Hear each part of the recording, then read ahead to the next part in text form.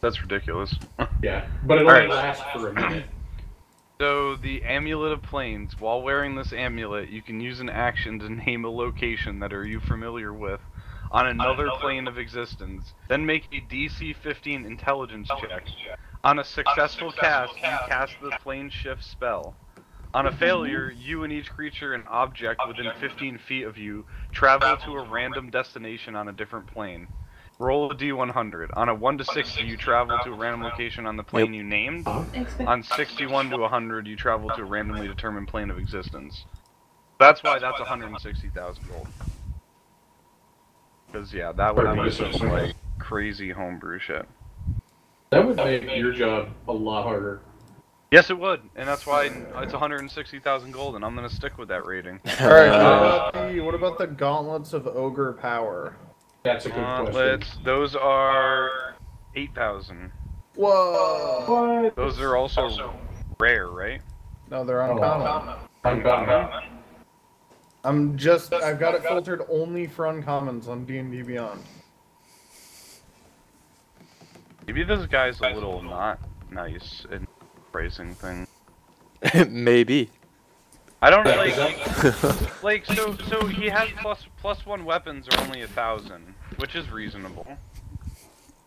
Because I'm going to be looking at those gauntlets, so 8,000 is just super. Yeah, so he's got like plus one armor is 1,500, plus one shield is 1,500, plus one weapons 1,000. Like that's user joined your reasonable. Hello, user. Justin, what's up, Justin? But yeah, he has the gloves at 8,000. Wait, wasn't that what's his fuck was trying to buy? That's what I was Mental. trying to buy. What? Oh, I didn't even know. I think was he trying? I can't remember if he was trying to buy him or. Fuck, I can't Mental already bought his stuff, didn't he? He bought something. He bought something, and then he had the bag of. He was trying to trying to get his bag of holding. Yeah, his bag of holding, and then it was something else. Yeah, some cloak. I think it was a cloak. Oh, this says weapon plus ones are uncommon as well. I didn't even see that. All right, so this guy, I don't think this guy is as nice in his. What about the shield of missile attraction? Shield of missile attraction? I don't know. Shield of missile attraction. What is it rated as? A rare. A rare. Yeah, that's 5,000 plus. Jesus. Or it's 500 to 5,000. You want my list? Are you on RP stacking exchange? Am I on RP stacking? Yeah, is I'm it on Reddit. Oh, you're on Reddit. Why aren't you on Reddit? Reddit's awesome. Ew. Reddit sounds a lot like it's fucking us right now. No. You mean the original list that I was looking at? Yeah, I was on something. Hold on, let me see if I can find it again. Fuck was I? Hold on, let me go back another one. No. What? Where is it? Oh wait, did I don't know what I did. Fuck. Magic item prices 5e. I was on Giants in the Playground. Somebody's got their mic, like, stop deep throating it, please. Who's deep throating it? Or someone is breathing real fucking no, it's probably my fan. Actually, my fan's not on high right now, so you shouldn't hear it. We still do. Oh, well that's unfortunate for you guys, I guess. It literally, it sounds like there's thunder in the background. There's thunder in the background. Thunder is the name of my ceiling fan. Yeah, this is so I was looking at this post on Giants in the Playground where this guy says he made a quote sane magic item price guide. However, I don't agree with any of them. I think that's what I'm looking at right now. Shield of missile attraction. So it's a rare item, so it's going to cost anywhere between on average 500 to 5,000. Let's see. While holding the shield, you have resistance to damage from ranged weapon attacks. This shield is cursed. Attuning to it curses you until you are targeted by the remove curse spell or similar magic. Moving the shield fails to end the curse. Whenever a ranged weapon attack is made against a target within 10 feet of you, the curse causes you to become the target instead. Yep. So basically, all ranged attacks against everybody in the party are going to come towards you, and then you get resistance to them. Yep. Exactly. So you take half damage. Yep. Right. That seems terrible. For you or for us? For him as a cleric. Yeah, No. but I have a 20 AC. 20 AC? Yeah, most range won't even be able to affect them. You say that, but I said most. Most. a fire giant throwing a boulder for 56 damage is definitely gonna hit him. Again, most. That's gonna leave a mark. That's a, Yeah. that is a giant. Yeah, a giant throwing a boulder is a ranged attack. Yes. Also, a dragon breathing fire is a ranged attack. Again, that is not- most. It's not just the little pebbles that you're gonna get thrown at you or No, a bow and arrow. it's anything that is thrown. Yeah. Hmm? It's anything that's Anything thrown. that goes flying through the air. Yeah. Yeah. So But like I said, fireball. most things aren't gonna be, affecting you you. know what? I'm gonna give you the shield for free because I really hope, and I'm gonna put it in there intentionally. The next time a wizard casts fireball, it's gonna be targeted to you, and it's gonna hit the entire party and kill you all. I'm staying away from him That's from gonna that one. be that is Why? gonna be great. Why would you even? No. That is Remember, it's insane. not a competition, it's a storytelling. Come on now, boys. I'm just Good Lord. throwing it out there, man. If fireball ever comes your way, it's gonna redirect to your shield, and that's Hey, gonna be a bad in one time. more fucking level, I get fireball, okay there, buddy? With a nice little fucking wild magic surge on top of it. Remember that now. Yeah, well, you need to grow fucking antlers, so there you go. Well, hey, I'm trying, man. He also needs to sprout tree bark or Yeah, you tree also branches. need to grow a giant oak tree or something. Hell I think it yeah. was. Alright, so what do Yeah. you think would be a reasonable price for those gauntlets? I think a reasonable price for those gauntlets would be about... I'm gonna say ballpark about 2,000 gold. Realistically... What? I thought 100 to fucking 500 for uncommons. Yeah, but it's a little bit stronger. It's a kind of overpowered uncommon. It's more of like a rare. Which is why I would price it at like 2k instead of like 5. So basically... To be honest, Larold, like once you get past the first couple levels, gold is not like 2,000 gold sounds like a lot, but it's really not that much. No, not really. Yeah, trust me, 2,000 gold and another level 2 would be like pocket change. Yeah, we took all this time to get here to do our little shopping. Not the. I mean, I don't know the campaign very well, but I mean, I'm sure it's not the only town, and there's nothing that says you can't just decide as a party, hey, we need to go back to the town and go shopping again. Yeah. Right? Yeah. I mean, this is a choose your own adventure. You guys could say, hey, you know what? We're done with the campaign. We're just gonna we're gonna settle down in the city, start a family. I mean, what am I gonna do? Say, fuck you, you have a mission to complete? Hell yeah. Yeah, actually, I probably would. I'd actually probably send, like, some fucking, giant-ass fucking ancient dragon to blow up the town at that point, but still, I mean... Like, alright, well, I'm going underground. I mean, See you guys later. You could actively choose to stay and die to the dragon. I mean, this is all your story. I just... Oh, man. Would a chain shirt be considered armor, or is it clothing? Chain shirt is armor. If it has an AC rating attached to it, it is a piece of armor. I will look it up, but I'm pretty sure a chain shirt would give you some sort of AC rating.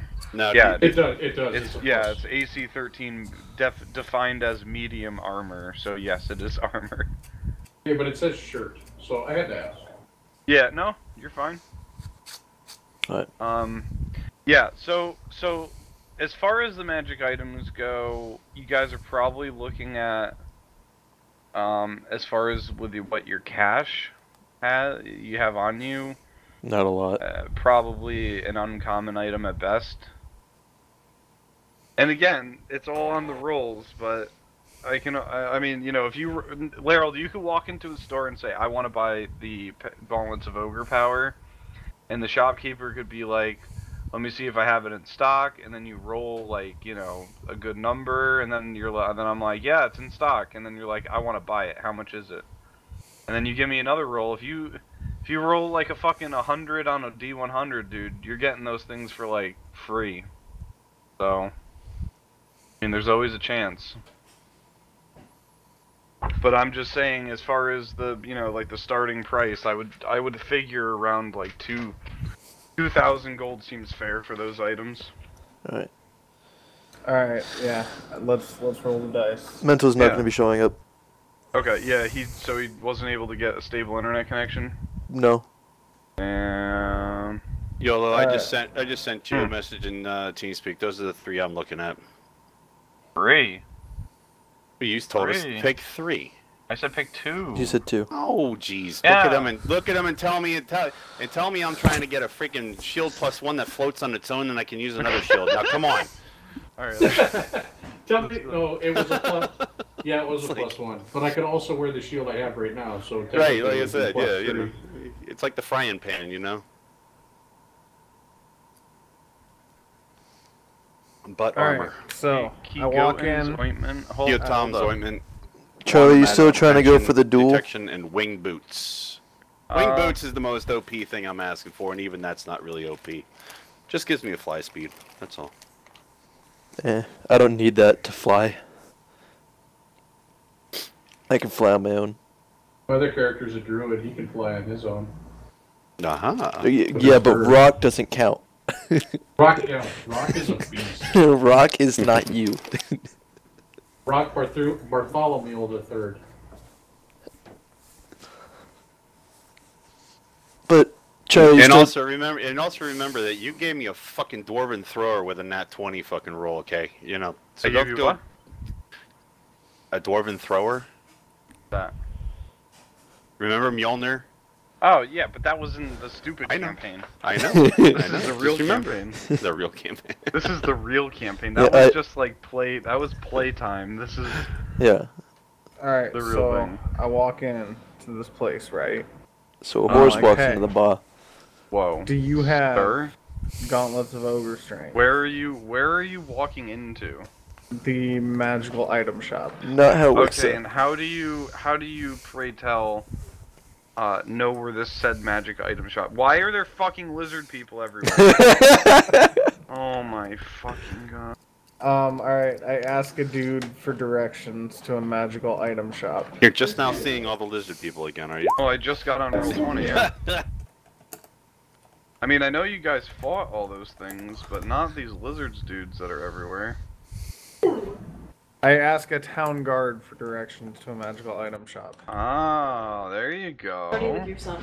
Pray tell me I bought her for a magical item, sir. No, I don't want him to have any fireworks. Sure. So the guard. So give me a persuasion roll. Probably burn himself on those.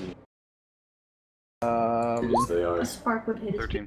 Cool. He kind of looks at you. Like, he kind of points his finger down one of the streets in the town. He says, "Go about a half mile down that way. Now leave me be. I must be back. Get back to work." Hell yeah. I thank him and I go over there. All right. So you continue down the street. Hell yeah. Give me a. What is the word? Words. The words. Give me the words. What's a blowy? Give me a survival check. Damn. Oh, shit. Rolled twice. Hell right? yeah.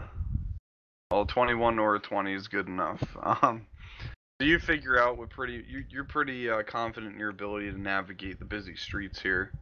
You kind of roll in.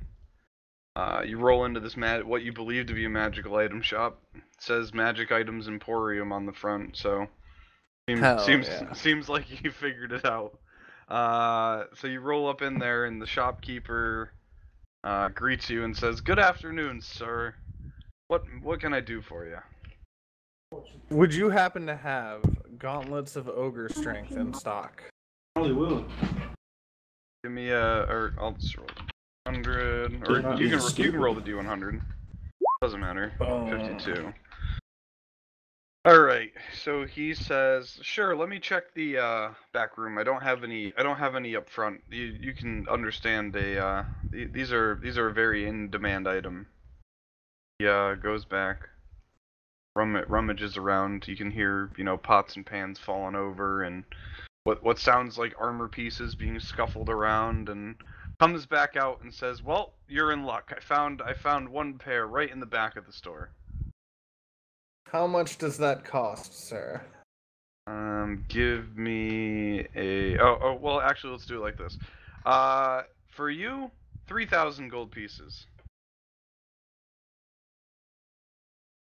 I can do 400. Give me a persuasion roll. Not 20, not 20, not 20. Oh boy. That was not a nat 20. He kind of looks at you and he kind of gets a sourpuss tone, for lack of a better word, and goes, 400 gold pieces? You must be insane. I can't even buy this item at that price. User joined your channel. Hell no. Alright, I'll walk out with my head hanging in shame. Damn? Damn. That's all you wanted? I'll save my money. Okay. I'll get better shit later. Alright. What item were you trying to buy right there? Gauntlets of ogre power. What? I have 291. I had to redo my character sheet, and I punched it in when we were doing Charlie Papa's. I don't know how much I actually have, but I can change it to fit the team better. Damn, look at because when that fucking character sheet thing happened, I had to run through it, and you told Charlie Papa like 300 or 400. Wow. Yeah, I had to redo the whole fucking sheet. So yeah, I put it down. Well, I would say everybody would be about. You guys should all be around about 300 gold. 300. Around there. Yeah, 3 to 4, somewhere around there. Word. All right. I guess Larold's not buying anything. Does anybody else want to attempt to purchase anything? I was gonna try to purchase the same item. Okay. So I'm gonna say that you guys all followed Larold to the magical item shop as a group. So Larold was unsuccessful in buying the gauntlets of ogre power. You would also like to attempt to buy them, so So the shopkeeper watches Larold walk out and says, other esteemed guests, how may I help you? Would I awkwardly say, I'll give you 400 gold for them? Okay. Give me a persuasion. That's all we can do. I'm gonna get murdered in the back. Yeah, he looks at you and says, just get out of my shop before I call the guards. Don't get a chance to look at the next item? What's that? What was the question? Oh, so I only get one item because I pissed him off? You cannot buy another item from this store. Oh, okay. Can I do I have to choose one of those, or can I hand him my list and say, here, do you have any of these? Yeah, we can do that. So he's gonna turn to Buddha and go. He's obviously very frustrated at this point. He goes, and let me guess, you want the gauntlets for 400 gold pieces as well? No. Here is my list. Do you have these things? Okay. Give me 2 D100s. 2 D100s. Yep.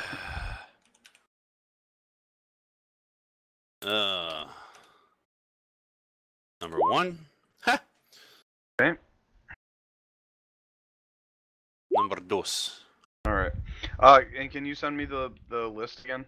Did you already close that out? I did, yeah. You suck. I have to copy and paste. Good I know, Lord. it's so terrible. Horrible, man, I'm telling you. All the work you make me do. I know, it's awful. There you go. Okay, cool. So he is going to find. All right. So he's gonna go. Well, we definitely have the whatever. Keatom. Keatom's ointment. He says, as far as wands, this would not be the place to buy those. Those would be sold at a magic shop, not a magic item shop.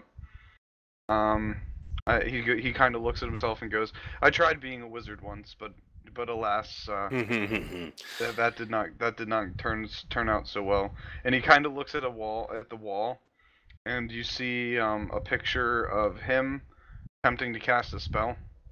And this is obviously painted.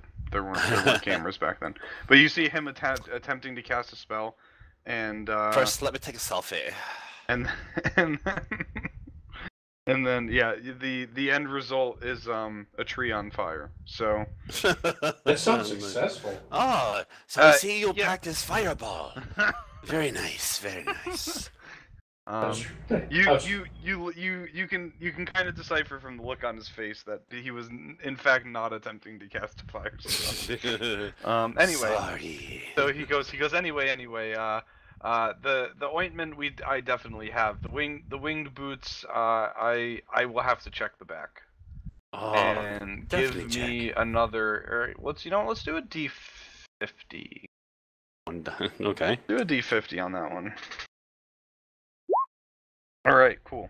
So he goes similar to what Larold heard. You know, boxes falling over, crash bang, kablam, coming from the back room. You kind of get the impression that this guy's not very organized. Oh, my kind of shop, nice and disorganized. He comes back out of the back of the room, and he puts a box on the counter in front of him, and he kind of rifles around in it, and he goes, here they are," and he slaps them down right on the counter. May we negotiate a price for those now? He goes, "Well, you didn't ask for the gauntlets at 400 gold pieces, so I'm most inclined to deal with you. I am a fellow in the magic arts. He says, surely you can appreciate this. He says, I'll tell you what.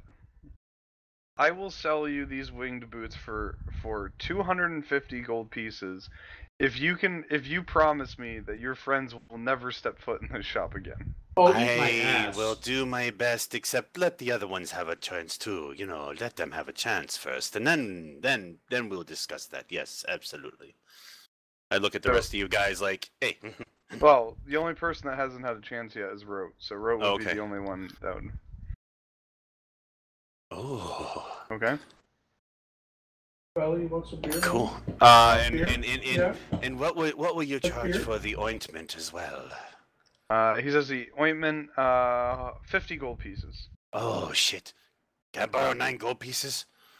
Fuck off! You just fucking agreed to not let me back in the shop again. Well, can't hear you. I'm outside. He goes 9 gold pieces. That's worth my sanity. He hands you the 2 items in exchange for whatever the hell I just said the price was. 290 basically for both, yeah. Yeah. Very nice. Cool. And then rations, dickhead. All right.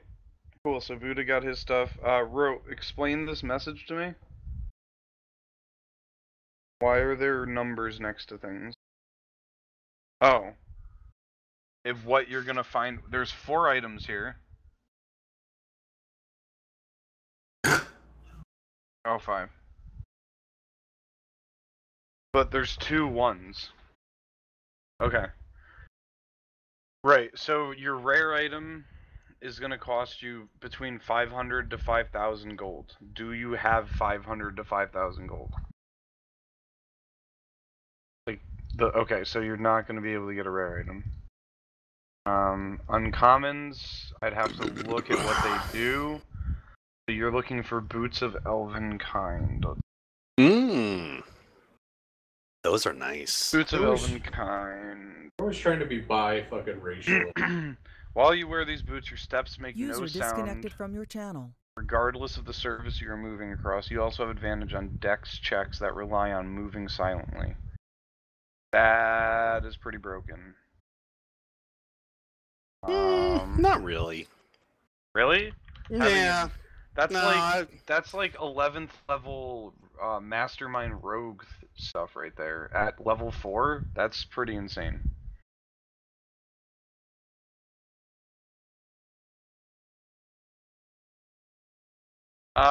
Yes, but no.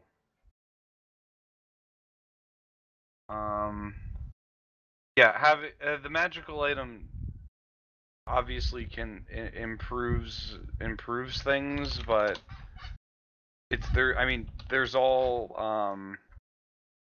what's the word I'm looking for? There's all sorts of things you can do. Like you already have the magic tankard. There's plenty of things you can do with it, but it's not overpowered in the sense that it does a lot of stuff for you combat wise, or it doesn't give you any advantages on checks or anything, but it still could provide to be very useful if you decided to implement it. Buddha just bought ointment and winged slippers or something winged like that. boots. Winged boots. Yep.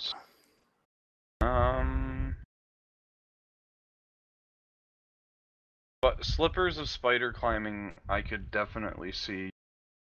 Deck of illusions.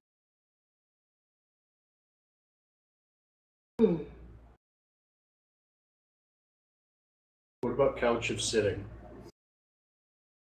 Box contains parchment cards. Oh, I got that upstairs. Deck found as treasure. Magic I of have the deck one item attuned now. round and one or more creatures form over the third round. Card remains until spelled. When a creature appears real. Playing card illusion. Red dragon. Four guards. Good cloud giant. Joker. I'm gonna say you can try for the deck. Probably be able to get the slippers. So it's up to you. They're both. I mean, I don't know how much gold you have, but you're probably going to be able to afford one. So looking at your list, you'd want the slippers more than the deck. All right. So, what's that? You can attempt to, yeah. Aww.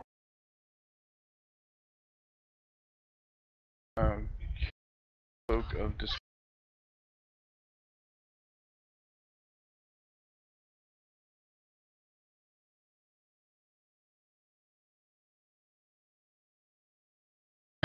I think this isn't. I think this might be what Mental bought. By the way, I'm rolling a 1d4+1 to see how many doses of that ointment is in the jar to play fair by the rules. So just letting you know that's what this is for. Okay. 3. Cool. I have 3 Nice. uses of the ointment. Pretty good. Everybody will be happy with that ointment. Yeah, I think I gave mental this cloak, and I think it only costed him 500 gold. That was also because he rolled really good. Rolled like an 87 or something on his D. So, okay. So, I don't know. I have no idea. But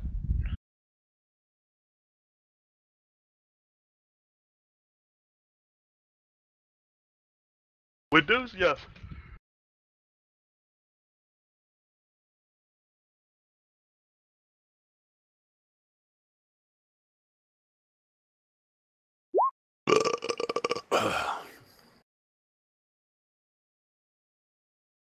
He's human, some form of humanoid. Not an elf or a dwarf or just he looks like to be of human descent.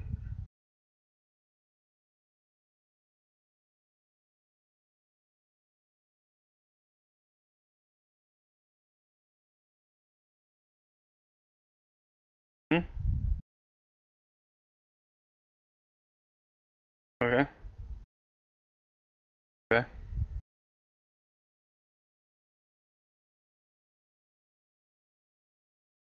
All right.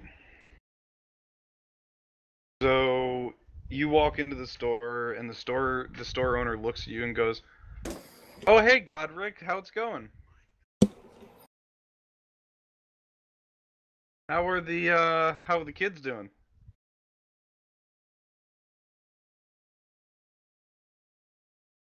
Goes, "Very good, very good. What can I do for you, buddy?"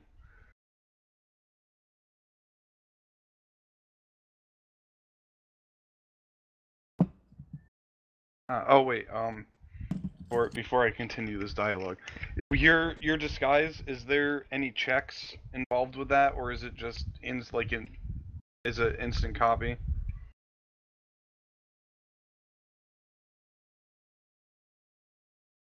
Right. I wonder if there should be a check for that though, because he's familiar with that person. I don't know. Maybe a fuck it. deception roll? No, not a no. It would be like his insight, maybe, or perception. I don't know. Maybe Arcana. I don't know. Whatever. Fuck it. I'm gonna look into that. Your one. choice. Yeah, I'm gonna look into that, but for now I'll just let you have it. Because I think he would still have an opportunity. Even, I mean, yeah, you look like him, but you know. See how intense the conversation goes, how deep it goes, and then figure it Yeah. out from there. Right now, you're good, but if it goes too deep, you know, you might want to have a good deception roll. Okay. He goes. So the shopkeeper goes, "A list? Oh, hand it over."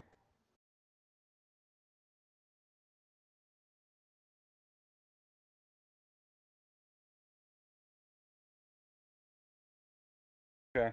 I'm gonna publicly roll this.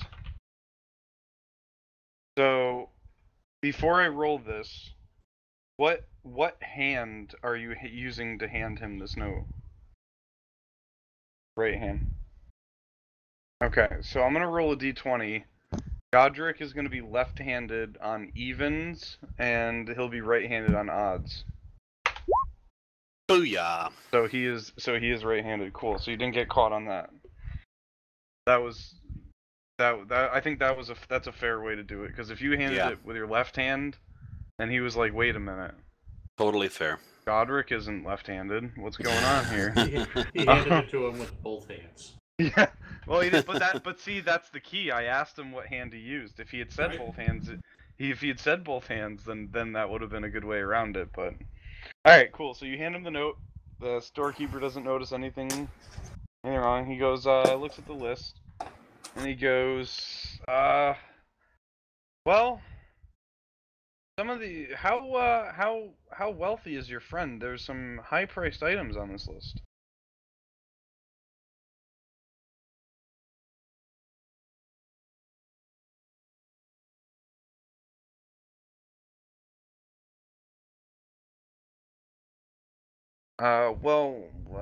He goes, one second. He goes back to the storeroom. Give me some D100 rolls. Well, you're looking. 83. I want 2 D100s since you're looking for 2 items. Okay. Oh, that was a 54 and an 18. Okay. Cool. So he comes back out, and he says, "Well, I have a deck of illusions available. No such luck on the slippers or the boots. I do have a cloak of displacement, but that's a pretty pricey item."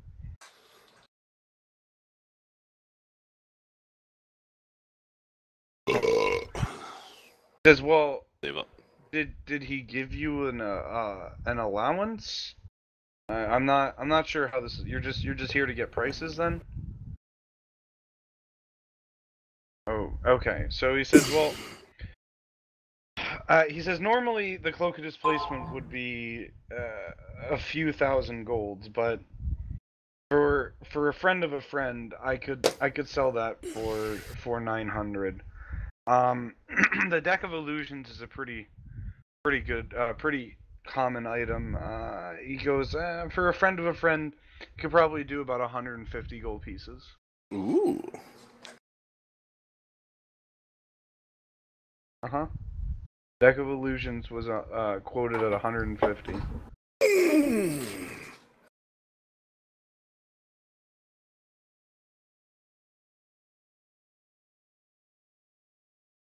If I did. Alright, I need 1, 2, 3 more rolls.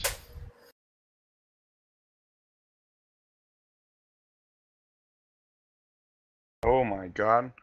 He goes, okay, the the stone, I haven't seen one.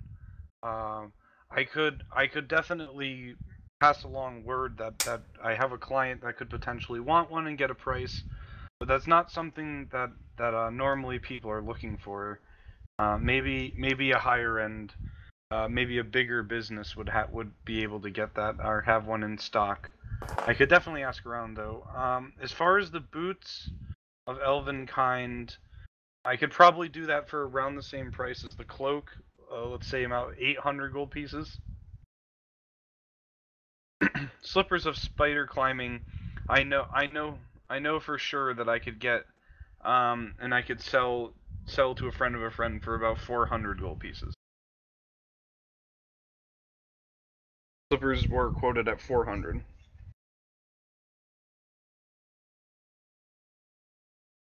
He goes, well, it's uncommon, but it's also a very how you say finite item. Again, you know me, Godric. I don't have access to a lot of suppliers like a lot of these companies, these big traders do in town. You've known me for a while though. I wouldn't try to stiff you.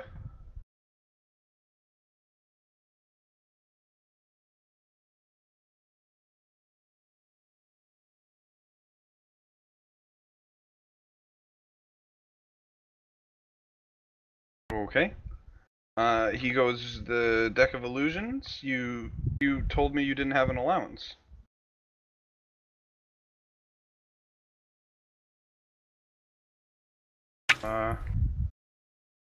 Okay. I'm not really understanding the difference here at this point, but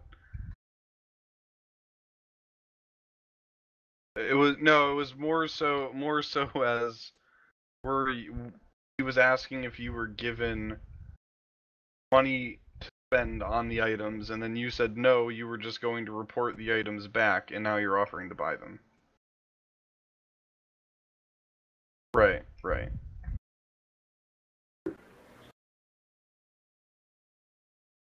Um, am I wrong here? No, I think think you are. Yeah, I think he can pull out his own cash. Yeah. Oh no, I don't understand. I get that. I'm not understanding in at least in Road my is being term. a little over analytical. Okay, all right. I just wanted to make because for an allowance, I mean, when I think of an allowance, it's like you're given money to spend. Oh my god. Yeah. Okay, it doesn't matter what you put in front of it. If a guy gives you 400 gold to spend 400 gold, you can call it an allowance or a guy giving you money. It's the same. You have Yeah, 400 gold. exactly. All right, whatever. I was confused, but sure. So he goes. Oh well, if you have the money on you, I'll take it. Yeah, yep. Okay. Says thank you very much, and he hands you the deck of illusions. It was good. It was good to see you, Godric. I wish you well. Thank you. Oh, I'll tell the family. Oh, that sounds like a roll. Um. Does he have a family? Yes. Well, I'd already asked him how the kids were at the beginning, so there's no roll. There's no roll with that. So Rote walks out of the shop. Woot. All right. Cool.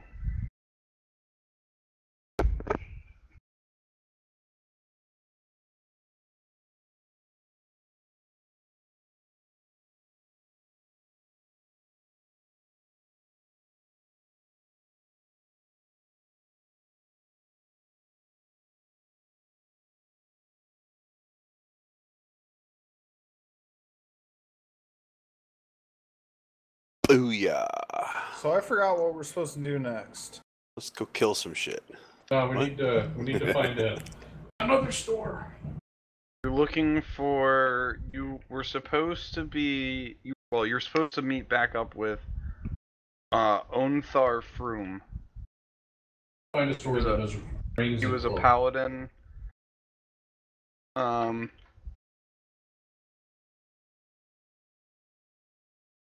He's friends with Leosin, the guy that you saved from the camp. So Leosin had asked you to meet him in Eltriel, and that he was going to be staying with Onthar From.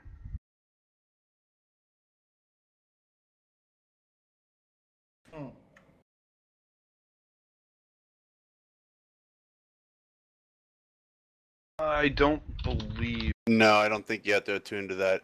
Like my wing boots that I got, I have to attune to those. So that's a 24-hour thing. No, you don't have to attune. My ointment is just it's 3 uses and it's done. That's all. Yeah. All right, are we done shopping? Or are we just gonna save up for better shit? That Oh sounds hell like. yeah! Yeah, at some point we'll own cities. All right, so I would like to ask one of the town guards about that friend the dude's staying with. About Onthar From? Yes. He goes, "Oh, Onthar, of course. I can show you right where the Order of the Gauntlet meets." And yeah. he escorts you over to a building that is the headquarters of the Order of the Gauntlet. And you proceed inside. Now, And has the party accompanied me? Nope, you're on your own. Never split the party. oh boy. All right, hold on. Roll time. Yeah, I was looking for a cloak. You just. All right, you guys are good. All right.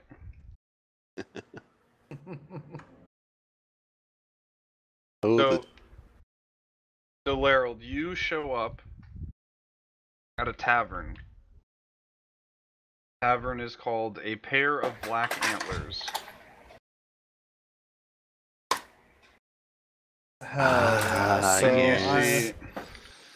And you conveniently, as the guard is leading you to this tavern, aka the hideout of the Order of the Gauntlet, you notice Leosin standing outside with some disciples.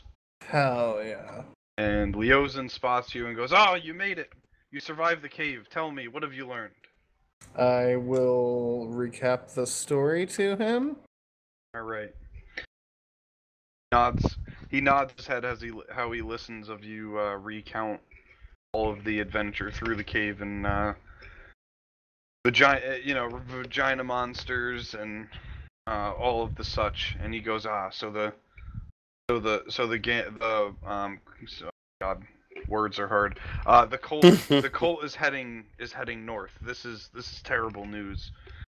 We must inform Onthar at once.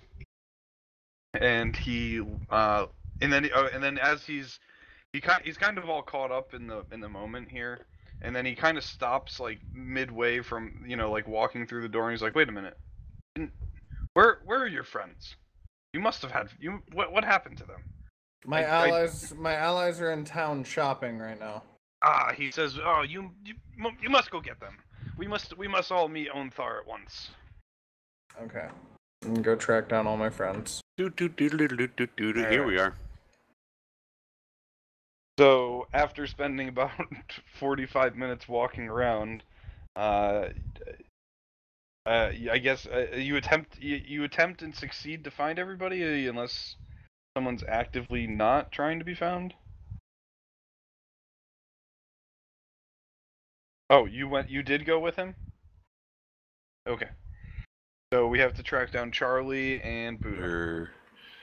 Alright, so Charlie and Buddha, are you guys track downable? Yes. Okay. Well, yeah, Absolutely. I'm not hiding. I'm just. I'm just- right. I mean, that's what I'm asking. Basically, if you want to be savoring the local, Yeah, street you guys vendor are just food. walking around, seeing the sights, and Alright, so I inform our friends that this dude wants us to meet with Farthroom or whatever. it's Ontharr Froom. ONTHARRFRUME. Ontharr Froom. Fromage. Just call him Mr. Cheese. Omelette du fromage. Yes, Mr. Omelette du fromage. Yes. I was gonna say it sounds French. That'll work. I'll just call him Mr. Cheese. Cheese. What? Because he's French? Oh, chocolate. Okay. Alright. Before we take off, I do want a chance to try and look for this cloak. Can I see if there's a store near me that? For the what? I was looking for my second item. Okay. And what item was that? The cloak of protection. Cloak of protection. Let's see what that is. Cloak of protection is a uncommon item. Cool. So you walk around for a little bit through the market district. Stumble upon a vendor of cloaks. And you approach the stall, and the guy goes, "Welcome to my cloak emporium. How may I help you?" I'm looking for a particular item. Goes, "Okay. Sure, Cloak go of on, spit it protection. out." The cloak of protection. Goes, "The cloak of protection." And then give me a D100.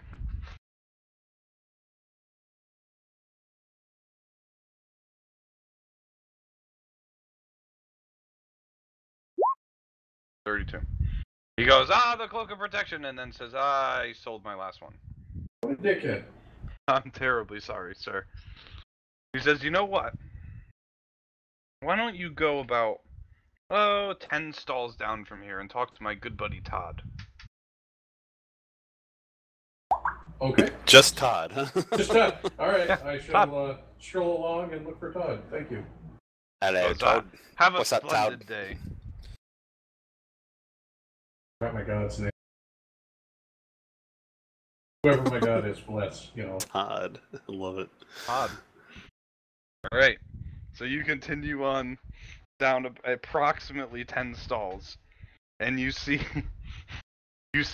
go to this shop. Or excuse me, it's not a shop, it's a stall. You're still in the market district. Sorry, I don't want to break the immersion here.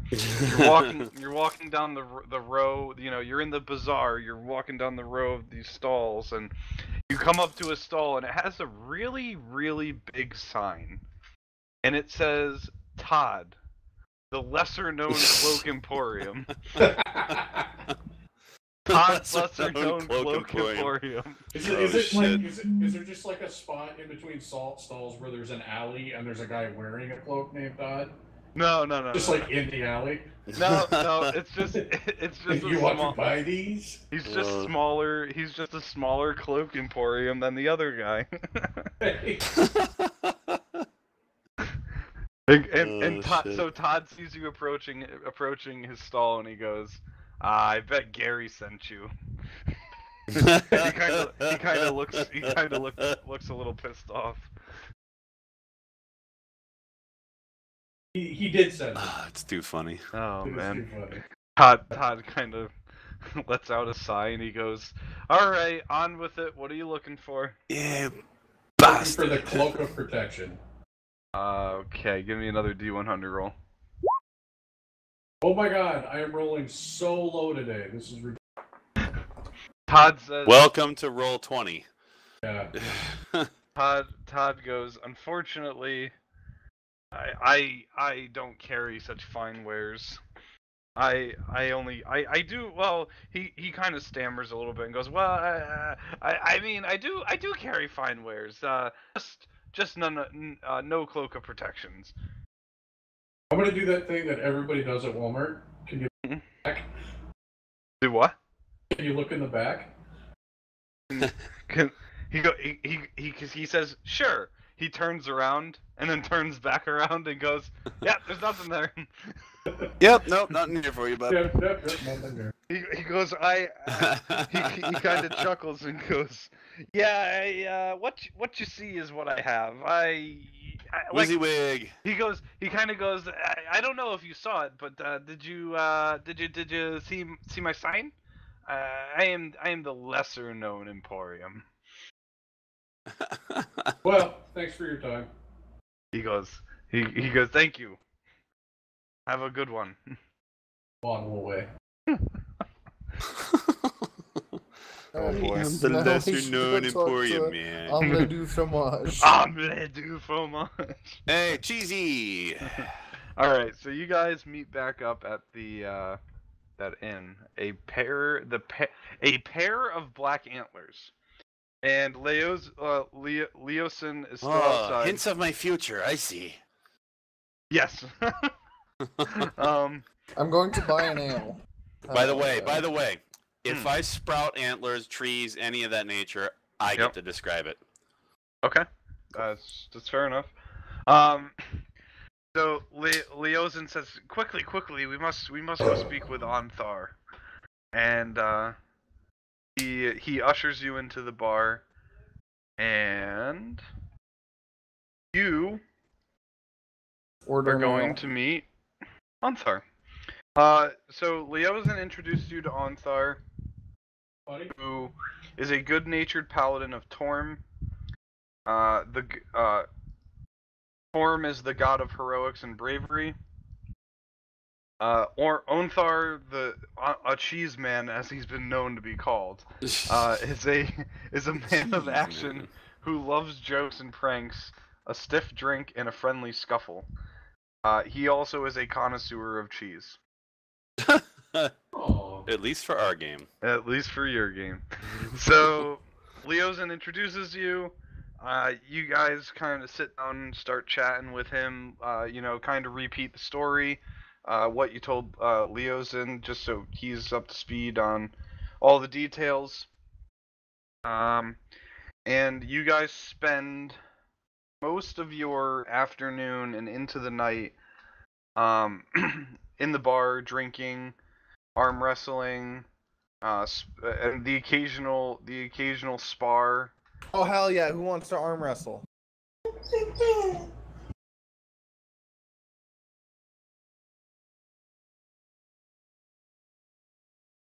Dude, I'll do a strength saving throw. 13. Hold on one sec. Oh shit. Okay, hold on. My bad. Alright, so apparently Onthar. So cool. So Onthar at some point during all the festivities challenges Taven. He walks up to Taven, he goes, "Ah, Taven," he slaps you on the back. You can tell he's had a couple too many drinks. He goes, "You seem like a strong man. How do you fancy an arm wrestling contest?" Hell yeah. Alright, so he has disadvantage. He rolled a 5. So you're gonna sit down, you're gonna smoke this guy in an arm wrestling contest. And he is gonna be flabbergasted. He goes, "Ah man, I thought I could have won that, but man, you are strong." He goes, "Oh, who?" He still to Taven. Who in your party do you think would be the best drinker? I bet it's the dwarf. Yeah, Racist. probably. I mean, Yeah, that is- probably. That is Well, super racist, but I mean. Well, he is a dwarf. Oh, So brother. actually, How this dare is you act- assume my I, race? I point him out to his brethren, and I kind of give a nod. Actually, just kidding. The token artwork that they have for him, he looks like a dwarf, but after checking his character sheet, he's a humanoid. He's a human, actually. He is a humanoid human.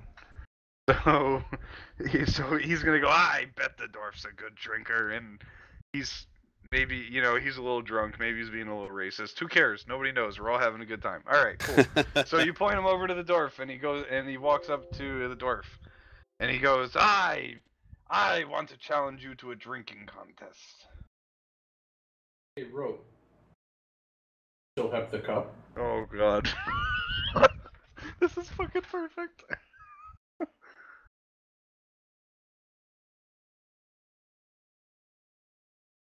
When it's full, it's like what, twice as or 50 pounds, and when it's empty, it's like 2 pounds or something. Yeah. I feel like this is the time we should be able to use that. We can implement it, but I'm gonna step back and say, because of my religion, Rote is the better drinker. Okay. He, as a paladin, Torm completely respects your faith, and he says, okay, no problem. Mr. Rote, was it? Rusk. Mr. Rusk, I hear you might challenge me to a drinking contest.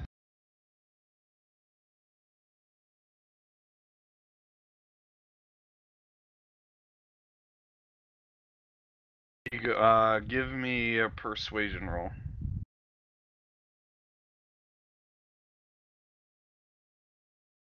Oh, come on. No!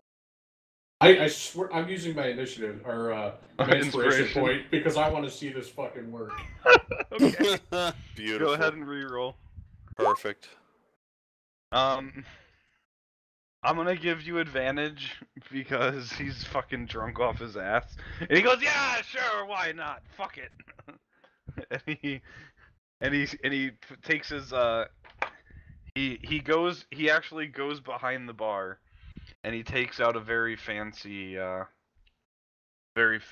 tankard, and he goes, I use this specifically for drinking contests. For They jerks. they happen quite a lot around here. And he swaps mugs,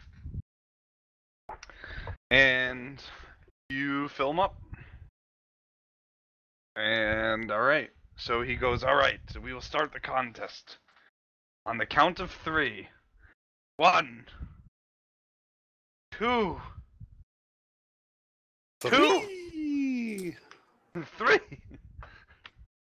And then let's see if he can pass a strength check to lift it up. He cannot pass a strength check to lift it up. So you start chugging down your ale.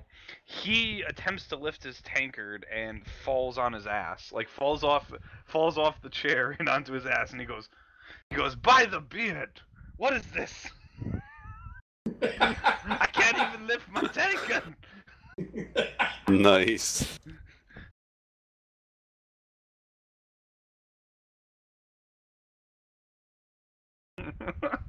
All right. Needless to say that over the course of the night,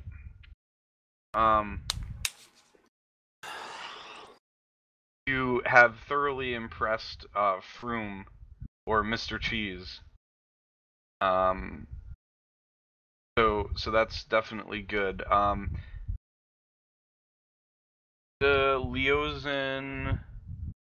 Okay, cool. So all the while this is happening, Leosin is kind of standing off in the corner, keeping an eye on everything that's going on, and he approaches. He approaches. Let's say, he's gonna approach Larold because Larold was the first person to speak with him, and he goes, "Huh? Oh, okay. So he approaches Taven, and he kind of walks up to Taven, and he kind of says in a low voice, he goes, "You guys are doing a great job. Keep it up. This is very good. This is very good." And he walks away. We got so drunk that this dude never even told us, like, what he wants us to do. Who? This paladin. Weren't we supposed to meet with him and discuss, like, what to do next? Well, technically, the paladin didn't drink anything. Yeah, he was drunk when we got there. No, the paladin's already drunk. Yeah. All right, so later on in the evening, oh, okay, it's my bad. Okay, so you guys, you know, carry around this tomfoolery, for about the rest of the night. You guys are drinking, you guys are wrestling, you guys are sharing stories about, you know, how you guys showed up to Green Nest, and you know, this shit was going down, and it's all crazy. Yeah, you killed the dwarf and then brought him back. It's really like basically the adventures really come full circle for everybody in the party. And so you guys do that, and at the, you know, it starts getting late, and the innkeeper informs everybody at some point that, you know, obviously they all have rooms prepared for them, and that Mr. Cheese has obviously taken care of everything, so you guys will find well furnished rooms with you know, rations and yada yada yada. So Wait, this bird, I gotta go pass a bourbon. okay. So it is at this point that everybody will receive a long rest. Look at that. Beautiful. Alright, and I will also be taking a piss break because we're all now sleeping for 8 hours.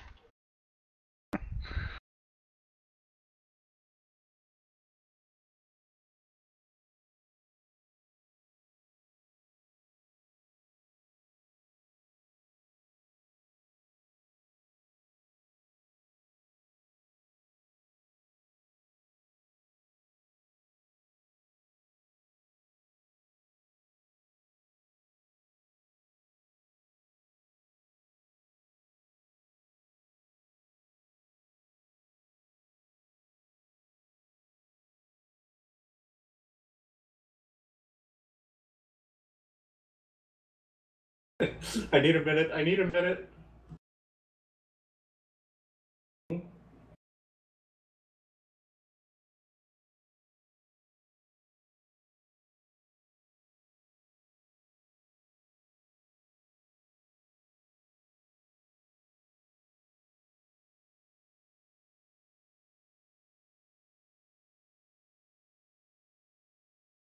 Alright, did we get Buddha back? I want my Buddha back ribs. Right. Right. Right. Right. Damn.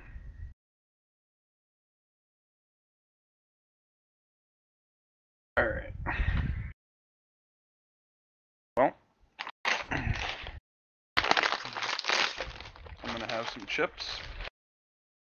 Good.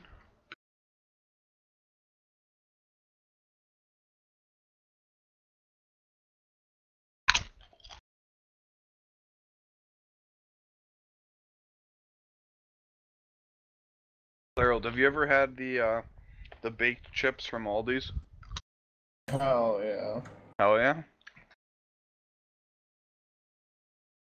Hell yeah. Dude, these things are fucking amazing. They are pretty damn good. Well, considering a bag of baked chips from Aldi's is like $2, and a bag of baked Lay's is like $4 or $5 at the grocery store. Yeah. Hell no. How do we get on to baked chips? Oh, because I'm eating them right now. Oh.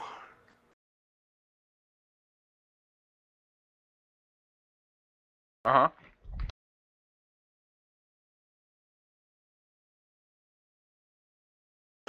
Yeah. Ugh. It's also worth mentioning that that's going to be super important. Is Buddha back? Yeah, I'm back, man. Yep. All right. Buddha, So- Buddha. You guys spend the day kind of just exploring the town some more. Leozin takes you guys around, shows you guys some of the sights. You guys kind of just do some bullshit. This is kind of just like a, relax RP day. Is there a shrine of Morden in this town? What is the god? Morden, Mordon. Morden. Moradin? Moradin? Morden, yeah. Yeah, I must have it spelled.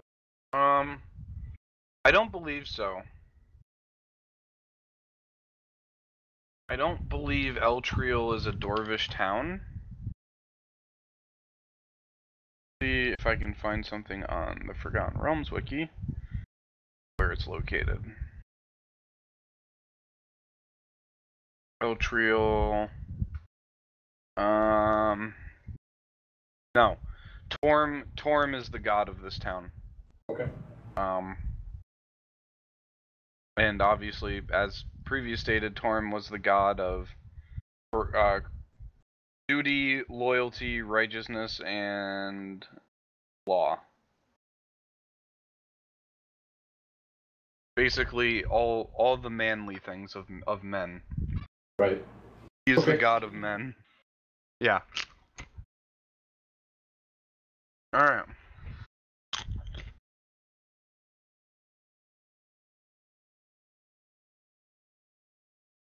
No one's waking you up. Wake me up before you go. Sorry. What are you looking for? Wallet.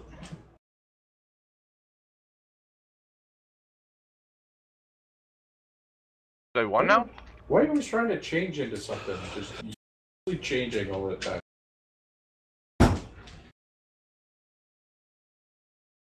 Turn into a goddamn turret and sit on my. Okay, so let me get this straight. So you're gonna wake up. Paper? You're gonna go down. Under that piece of paper, maybe?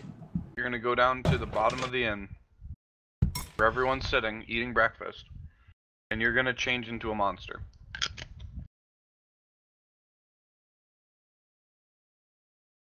Interesting. Okay.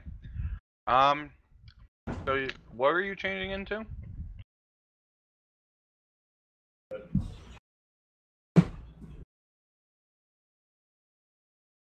I don't know. I have no idea what they are. Yeah, I don't know. They're not associated any token in the campaign. You might want to be careful turning into random shit in the middle of a town full of armed guards, by the way. It's the risk he takes, man. Yeah, you also killed a dwarf, and I might not feel like healing you.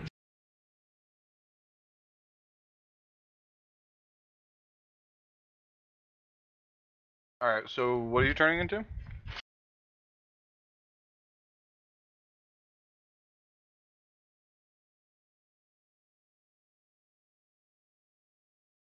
So you're turning into a humanoid. Okay.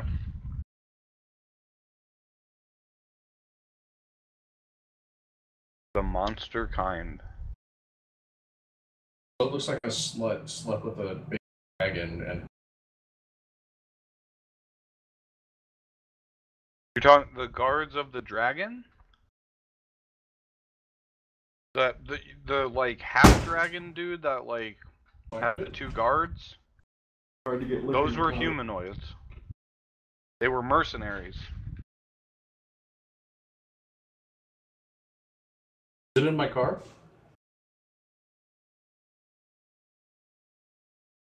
The kobolds? You guys were fighting those all day. Other than the kobolds, there were baby dragons.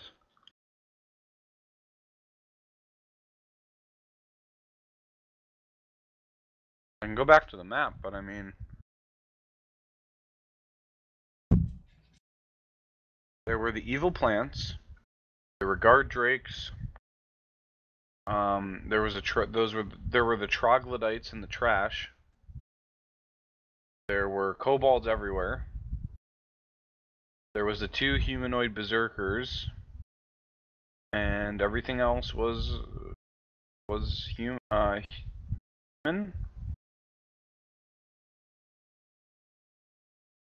There was the flesh thing that looked like a rock.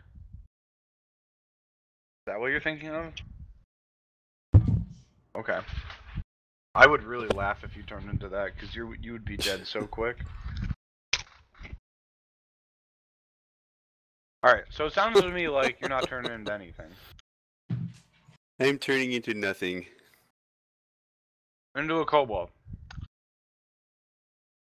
In the middle of town. No, in the middle of the inn.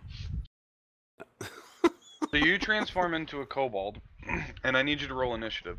Probably blended in.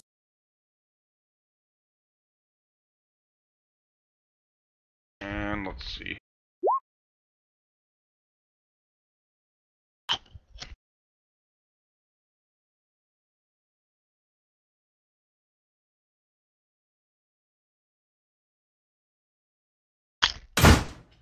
Okay.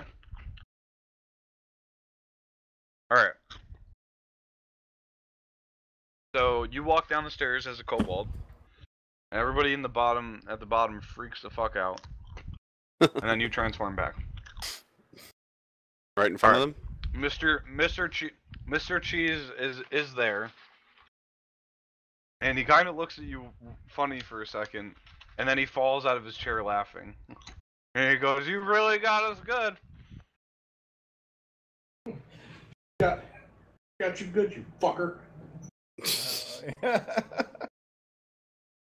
Oh, look, All right. bars, So,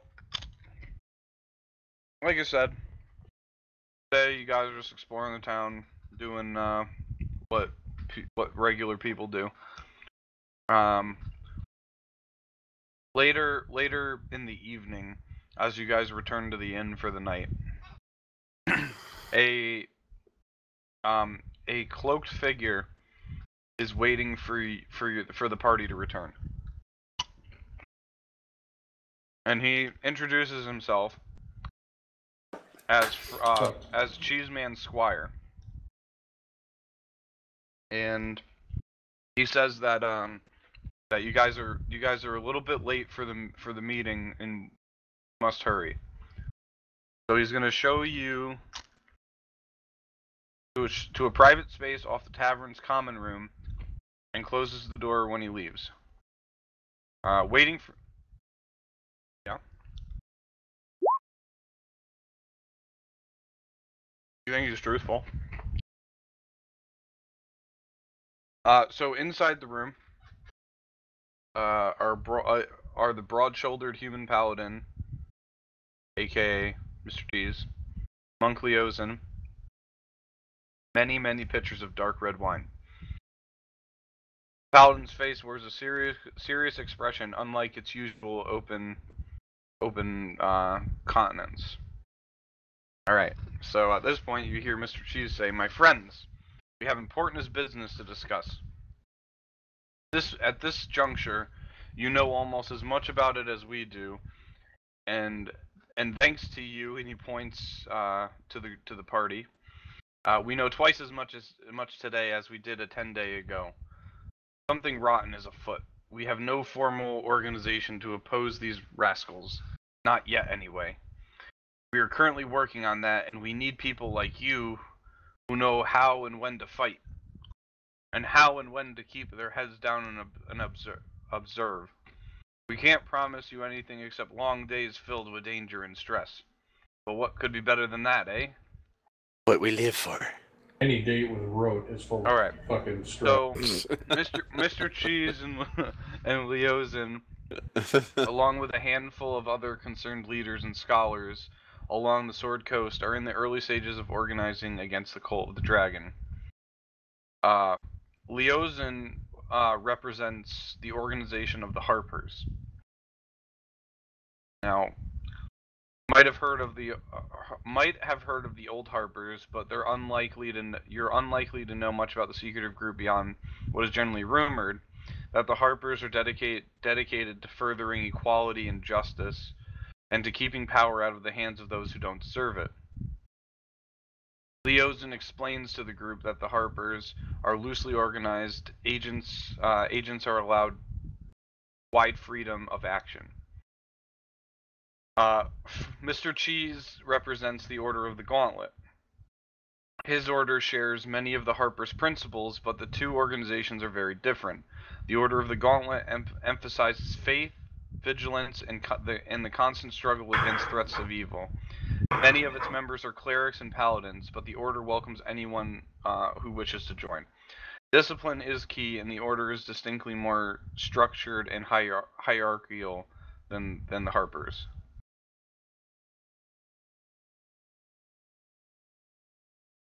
Sure. And I'm a shoe-in because I'm a cleric. Alright.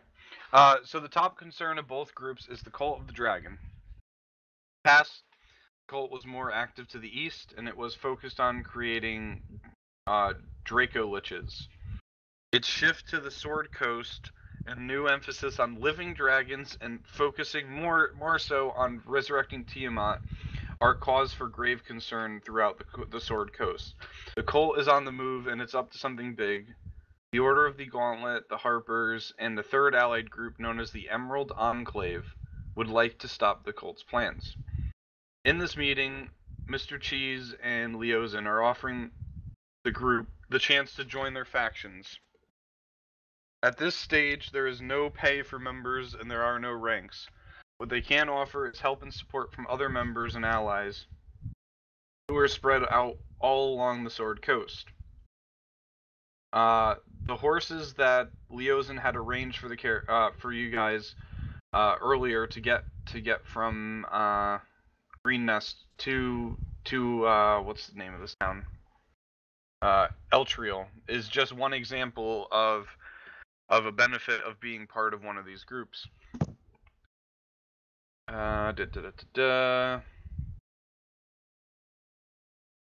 Okay.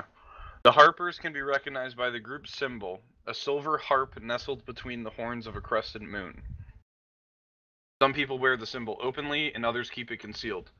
Leozen wears his as a medallion around his neck when he is certain that he's not heading into a potential captive situation. Ha ha ha.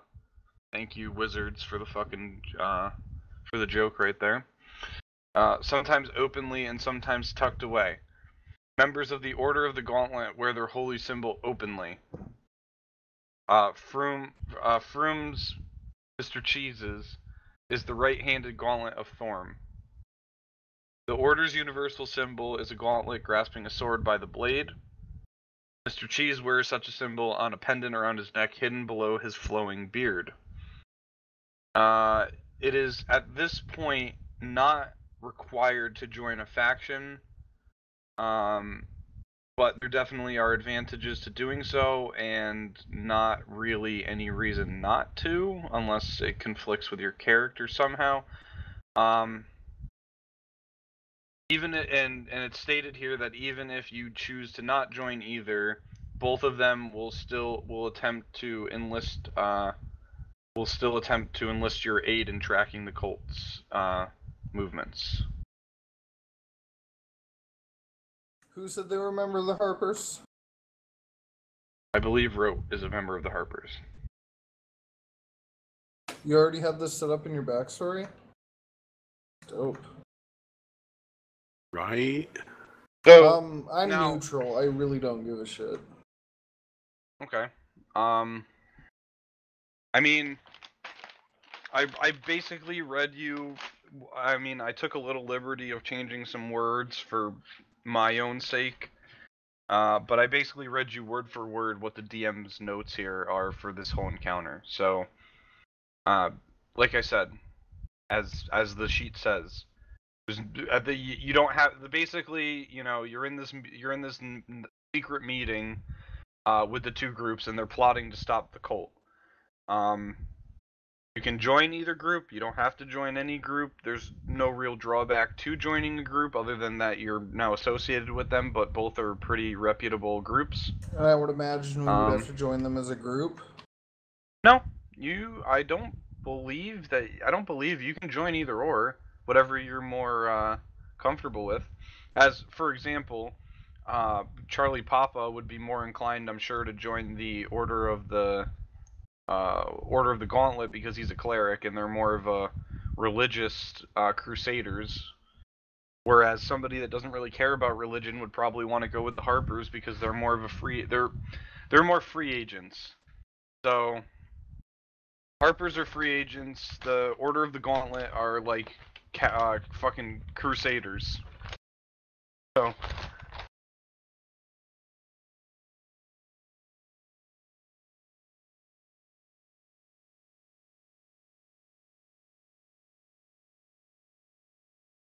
That is the old Harpers. Yeah. Well, as far as this campaign is concerned, the old structure of the Harpers is gone. So what's the new structure's main? Like the new Harpers are dedicated to furthering equality and justice and to keeping power out of the hands of those who don't deserve it. Yeah. See now, I would be more than willing to. Oh yeah, let's all be Harpers. Except maybe the cleric. Yeah, I think Draco would be. Everything I do, everything my character does is.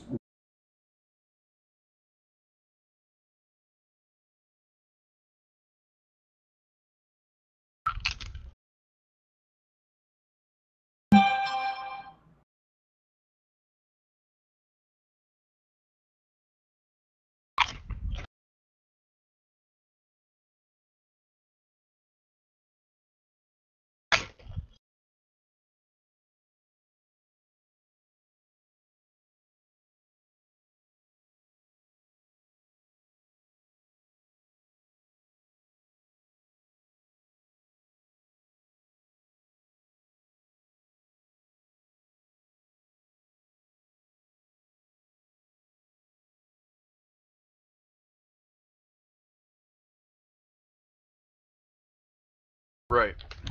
So, what's happened here? That the Harpers were like a spy organization. And because of the Cult of the Dragon threatening basically everybody's life on the Sword Coast by raising Tiamat to take over the world, they have now come from the underground and are publicly joining forces with better known groups to stop this from happening. Okay.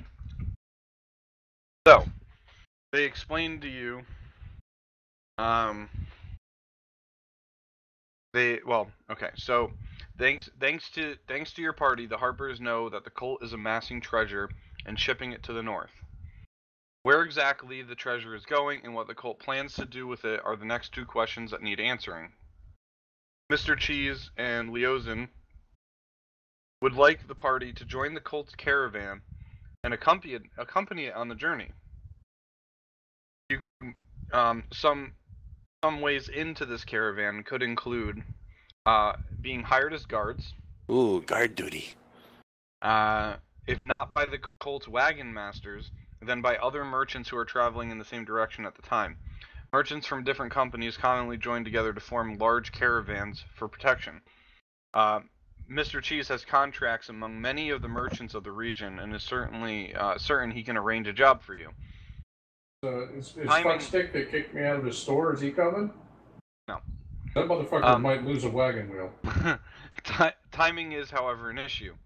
The tracks leaving the cultist camp and the map from Mondas Chamber, which you guys didn't see, the tracks leaving the cultist camp, indicate that the wagons were heading west to pick up the Coastway Road, which would then turn north to Baragast and Baldur's Gate, a journey of about 550 miles. The wagons would take 25 to 30 days for that trip, depending on conditions. The wagons pulled out at least a day ahead of your return to the camp, and most likely the party spent a day exploring the abandoned camp and clearing out the dragon hatchery. Returning to Green Nest, resting, traveling to Eltriel accounts for 8 to 10 more days. So that puts you guys at approximately 10 to 15 days worth of travel for the caravan before they reach their destination of Baldur's Gate. The river Chonthar flows directly from Eltriel to Baldur's Gate. A sailing vessel can make that trip downstream in about 3 days if it ties up overnight for safety, or 2 if it risks pushing on through the night by lamplight. Mr. Cheese has already arranged for such a boat to leave at dawn the next morning. You will also be provided with 50 gold pieces each to cover expenses on the trip. So at this point, they would like to know if you are, I'm assuming everybody here has become a member of the Harpers. Is anybody abstaining? I am not abstaining. Okay. So as newly recruited members of the Harpers, even though at this point, if you're accepting to be a Harper, this is now your mission. However, Leozen will weirdly ask you if you choose to accept this mission. I'll weirdly say, sure, why not? Cool. Hell yeah. Hell yeah. Okay, oh Jesus. Alright, man, if you guys said no, holy shit. That good, huh?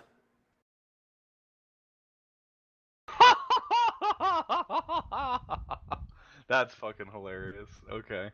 Hold on. I need to. So I'm just gonna read this for metagaming purposes. You are not allowed to recant on what has been said. You've accepted the mission.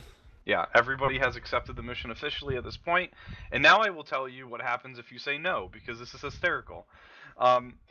So if you choose to turn down the mission, Mr. Cheese makes some remarks about how they aren't the people he thought they were, and he leaves the meeting a little more angry. Leozen stays and tries to make one more appeal to your senses of honor and duty. If the characters at this point still turn him down, he reaches into his tunic and pulls out a soft leather pouch, which he hands to one of the characters. Inside of that pouch is a magnificent ruby worth 1,200 gold.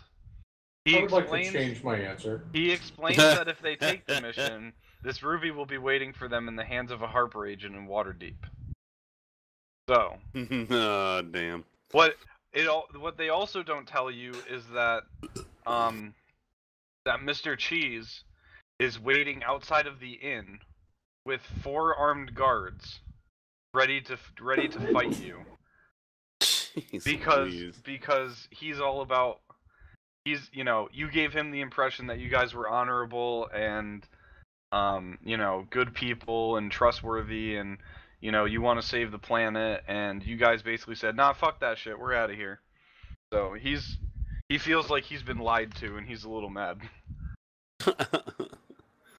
Now, so that didn't happen. Now that isn't to say, just for the record here, that isn't to say that at the end of this mission you don't get that gemstone anyway.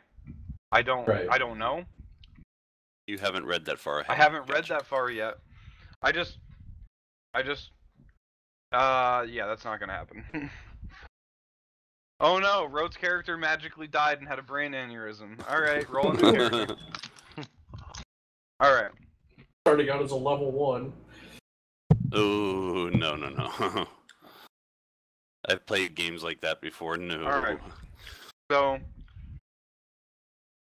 that night, alright, so you guys accept the mission. You guys, like I said, you guys are, it's late evening, or well, early evening. After you guys are done talking to Leozen, and the rest of the non-named people from the sword up and down the Sword Coast.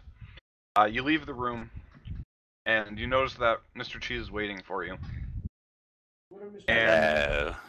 Mr. Cheese would like everybody to know that he will see all of them equipped with new clothing and gear, and even new weapons if they want. He highly suggests that you change your appearance as much as you can to reduce the odds of anyone they might have met at the cult camp recognizing them.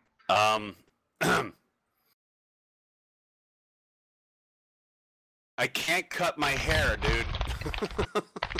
That's why it says changing their appearance as much as they can in simple ways. You know what? Maybe I should have asked for that hat of disguise. God damn. That might have been. I was trying to get my hands on a cloak. Yeah. So, I am a dragonborn. What they're saying is Your disguise kit ain't gonna do it. What they're saying is, for example, if you've been walking around, in the only one green shirt that you've owned your entire life, maybe put on a blue shirt instead. Alright, I will get some better clothes. Mr. Cheese tells you in the morning before you guys get on the boat. I'll just wear my cloak. I'm gonna need you guys to go down and visit my good friend Todd,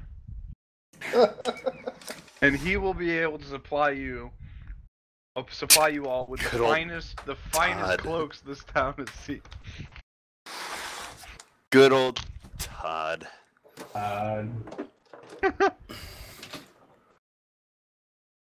Yeah, Todd's full of shit. Todd has half-ass fine-ass clothes that he doesn't have in stock. Mr. Cheese kind of shrugs his shoulders. He's a paladin. He's not a merchant. So if we tell him you sent us, do we get a better deal? The cloaks are already paid for. Oh, sweet. So there's shitty Mine is clothes. purple. So you guys Royal purple. And so I'm assuming you guys, quote unquote, change yourselves in simple ways to make yourselves look different. Oh, yeah. Everybody will be provided by Todd with a very, very high quality colored cloak of your choice. Well, I should say a hooded cloak of your choice.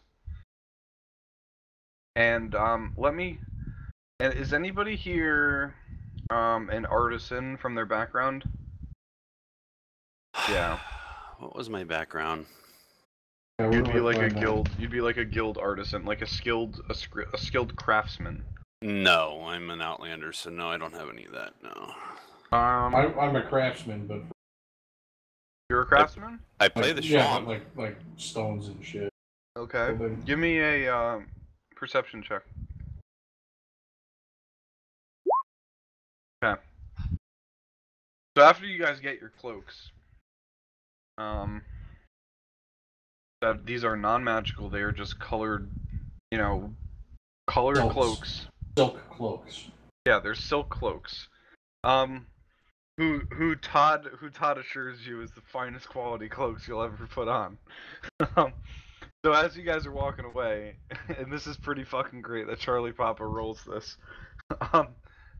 So Charlie Papa's kind of like, he gets his cloak, he tries it on. It doesn't quite fit exactly how, a comfortable high quality cloak should.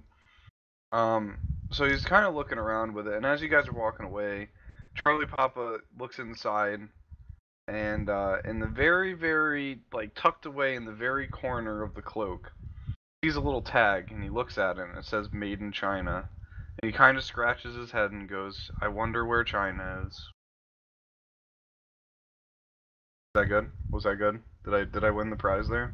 Hell yeah, you get one inspiration. Yeah, the DM's inspired. DM's inspired. I was looking for geography. I was gonna do a geography roll. Oh Jesus! But it doesn't have it. It's not on this plane. It's on a different plane. If we move into the fucking, what is it? I think the DC universe or the Marvel universe, there's a shit ton of different worlds, so God only knows what plane it's on.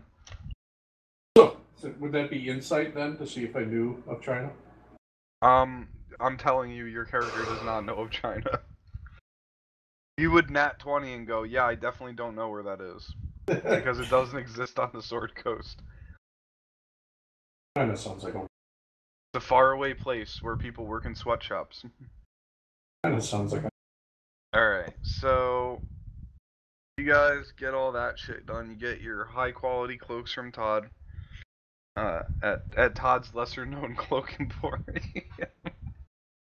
And you meet up with the boat who's going to take you to Baldur's Gate.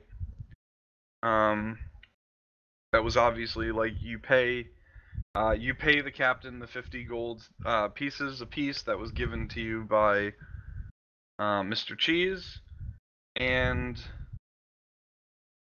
so you guys get so the captain kind of meets with you guys after. Yeah, there was like 4 paragraphs worth of information where time was relevant. My character's not saying this, but Uh-huh. somebody should try to persuade the boat captain Persuade him to what? that it was only 10 gold pieces. Then That's not how this works. The contract to go down river was already signed by Mr. Cheese. You were given the gold. a discount. No. He has the contract. Man, you guys are just like, you're literally like just looking to get gold is not that important, guys. Stop trying to scam. It is when everything is ridiculously expensive. No. You see, you haven't seen high level D&D yet. Pressing on. When you're going through a fucking enemy's like coin purse and you find like 800 gold pieces, yeah, you'll be okay. I promise. It's gonna be fine. I'm starting to think about not healing certain members and just taking their gold. Well, you're gonna be poor if you don't heal me because I ain't got shit right now. Yeah. All right. So the captain meets up with you guys, and he goes, "Well, so as I believe it was already explained to you, we can make this trip in 2 days, if we don't dock for a night, and we can sail by lantern light, or we can be safe and we can make the 3-day trip. It's up to you. I've been sailing these waters for a while, and I will tell you that the 2-day trip is not advisable, but I've been paid, and it's really up to you."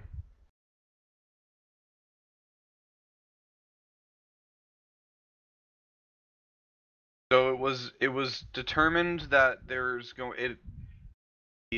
caravan.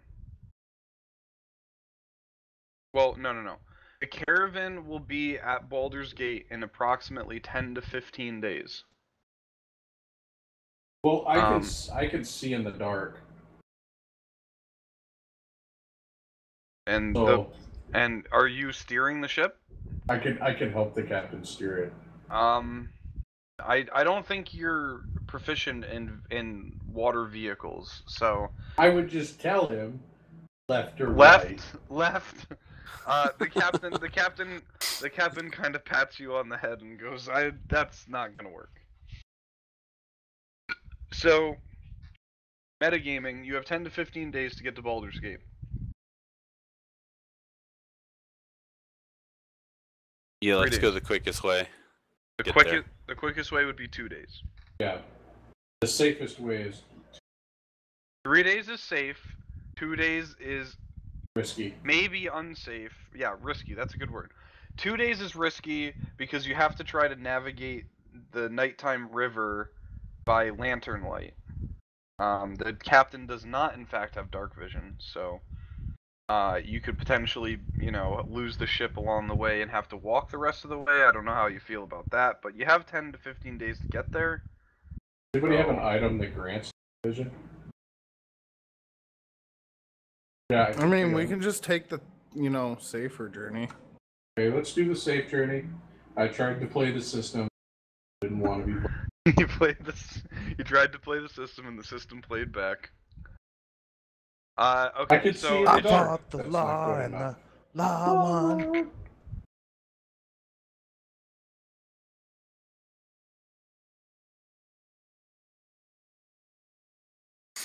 That is a massive city. It's a Baldur's video game. Baldur's Gate is a major like hub.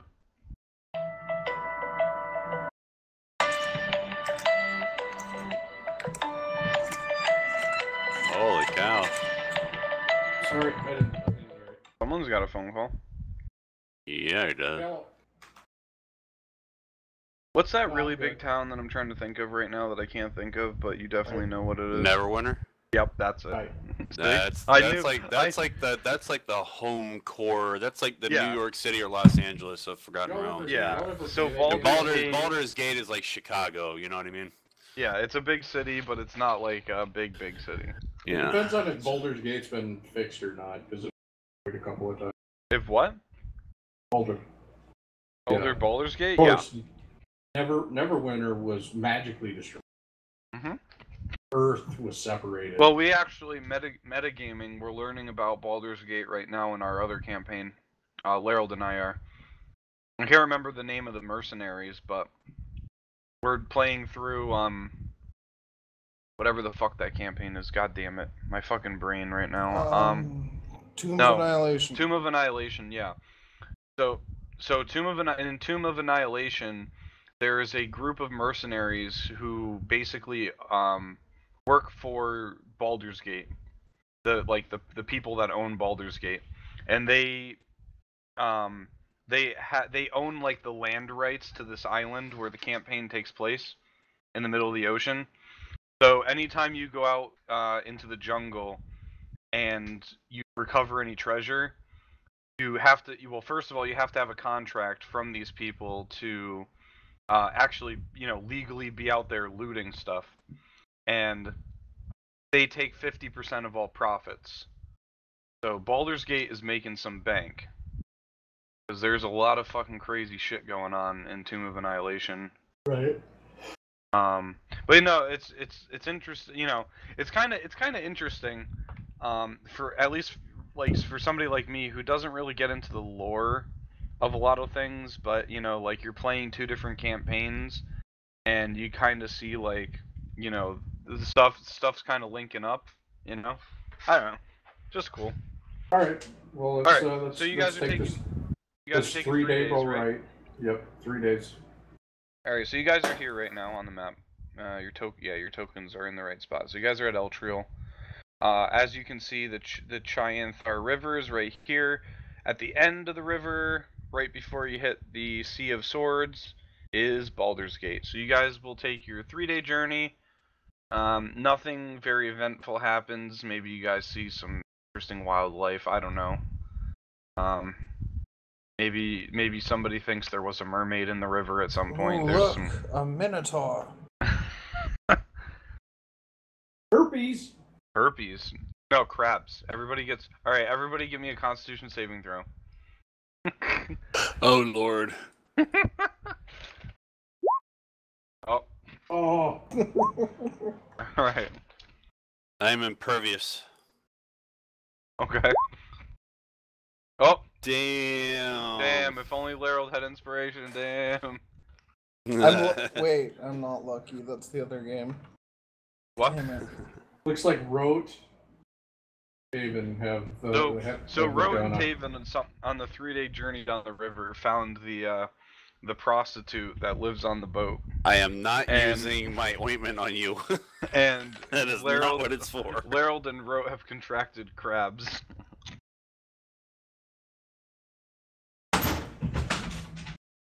I could use cure disease. Yeah, there you go. Boom. Taven runs into the room. Taven bursts into Charlie Papa's room. My deck's on fire! If you go to the kitchen, you have to put the gate up. If you're on your computer, because then they go in there and they eat you.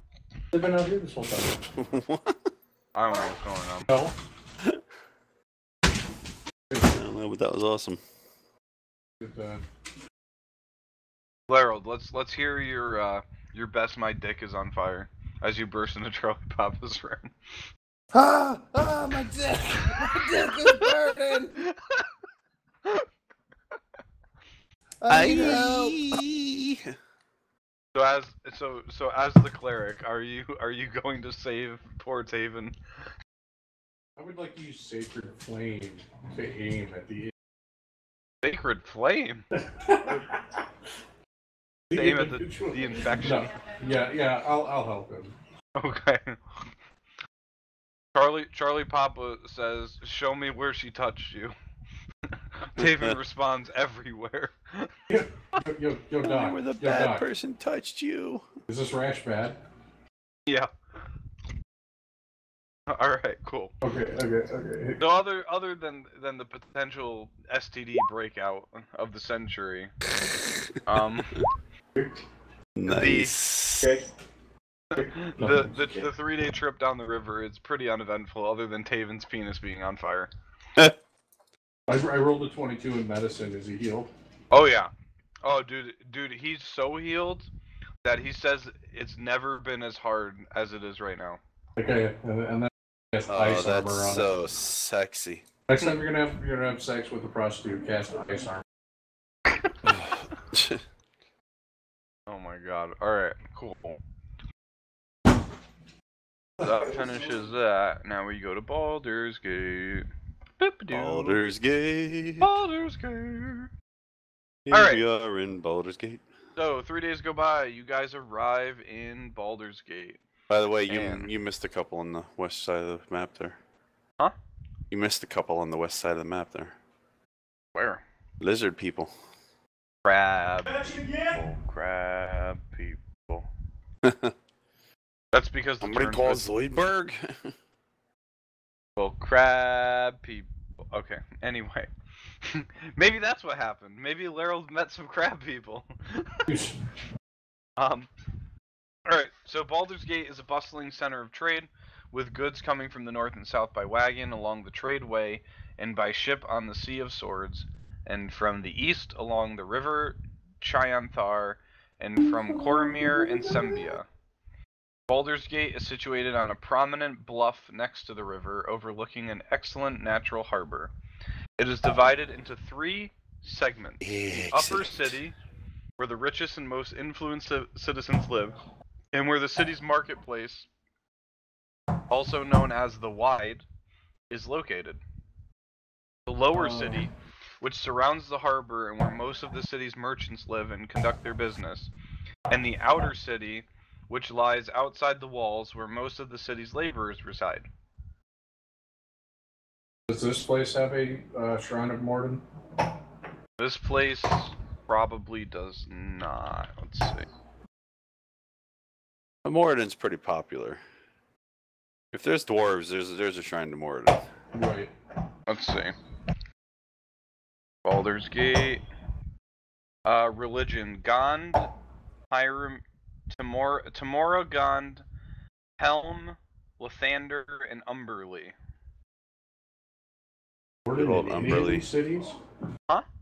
Is Morden in any of these cities? You'd have to go to Dwarvish towns. Honestly, I thought Boulder was. Boulder's Gate. Give me a there's a Grand Duke who is a human. Founded by Craig lost the controller. Wrong controller. Oh. Is the right controller. doesn't say what he is. Baldurin is a legendary seafaring explorer. He was the first native of Faerun to set foot on the lands known as Anachromo and made the trek up to Sosol. He put forth a large sum of money to protect his home harbor If you town. finish that sip, I'll give you one. Though he invested vast monies in That's town. spit. You are so disgusting. Bottom of the beer is spit. Basically. I don't know. It doesn't give me a race, but I'm assuming he's human. Yeah, I'm not too familiar with Baldur's Gate, the whole Everything there. It just says, oh yeah, here we go. The seafaring human hero Balderon returned from Anachroma with great wealth. Balderon used his wealth to build a wall at the end of the Chanthar River. He vanished, never to return. After he vanished, local farmers took control of the wall and began to tax sailors arriving. The sailors overthrew the farmers, and the 4 eldest took control, calling themselves the Duke of Balderon. Jesus. Like, see, this is what I'm talking about. There's, like, friggin' lore and, like, things to know. Like, crazy. Oh, it goes deep, dude.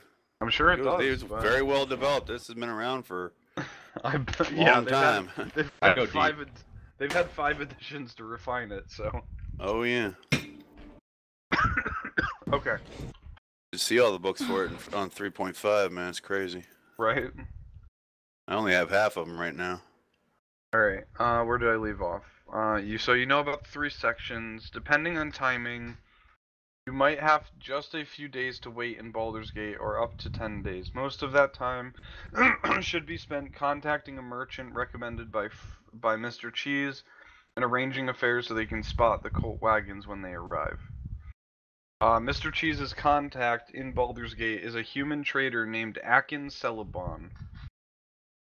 He operates an equipage business in the outer city north of the wall, in a district called Blackgate. There he sells the materials needed for long-distance freight hauling, wagons, rope, netting, grease, chains, wheels, and so on.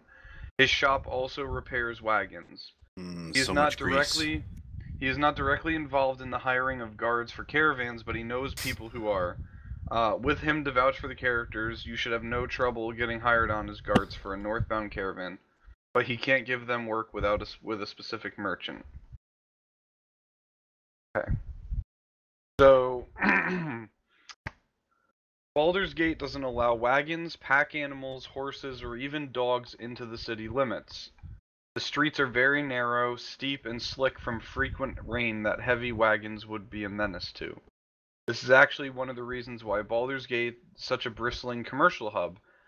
For goods to pass through the city from south to north, for example, they must be unloaded in the outer city, carried through the city by couriers on foot, and reloaded onto different wagons north of the city for the rest of their journey. No road conveniently bypasses the city, a situation that the gate's profiteering intermediaries work hard to maintain. Most merchants find it easier to sell their loads, to those to sell their We're 12. It's okay.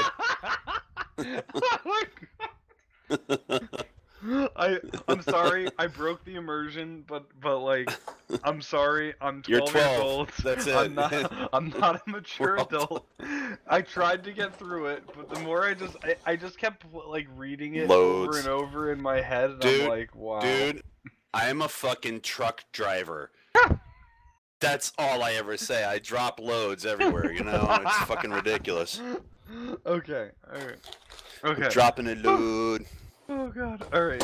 Where did I leave off here? Something about I don't loads. even know. Yes. Most merchants find it easy to sell their wares to those intermediaries and consignment dealers when they reach Baldur's Gate. Buy a new set of wares of exotic goods from somewhere far away and turn around and head back home, where they can again sell the new goods at a profit. Along with the wagons, guards seldom make a continuous journey through Baldur's Gate. Guards for northbound caravans are typically hired in Blackgate, where northbound wagons begin their journey. Celebon, okay, so this is assuming that you guys have gone to see Celebon, the wagon guy. He tells you that if they hang around any of the taverns or tent saloons near his shop, they are sure to see all the northbound traffic. They shouldn't hesitate to use him as a reference if it's to any potential employer. The northbound journey from Baldur's Gate is arduous. So merchants, so this is kind of recapping what you were told last chapter.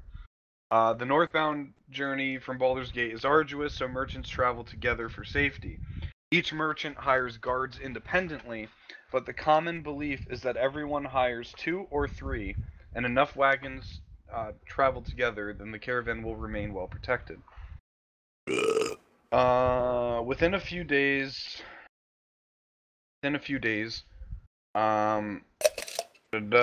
You. Okay. So this is saying that at this juncture, you guys have been in Baldur's Gate for we're gonna say that it was gonna take the wagons like 12 days to get to you. It was somewhere between 10 to 15. We'll say 12. It took you 3 days to get there, so that's 9 days. So you guys are in Baldur's Gate, spending time in the inns.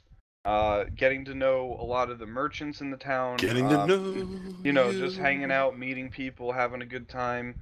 Getting to know the wagon guy, Celine, or whatever his name was, Celeban. Sorry, Celeban. So, on your 9th day in the town, you guys start to spot people you recognize from the cult's camp.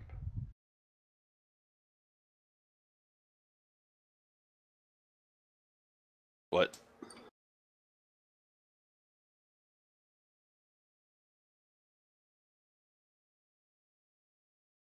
Where you can learn Sleight of Hand?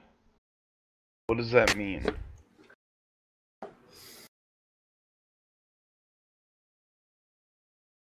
Uh-huh. What are you is this RP purposes?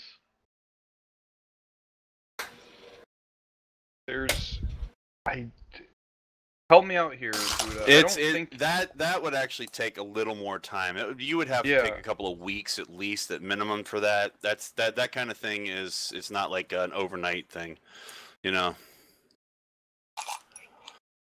What he's saying 9 days isn't long enough.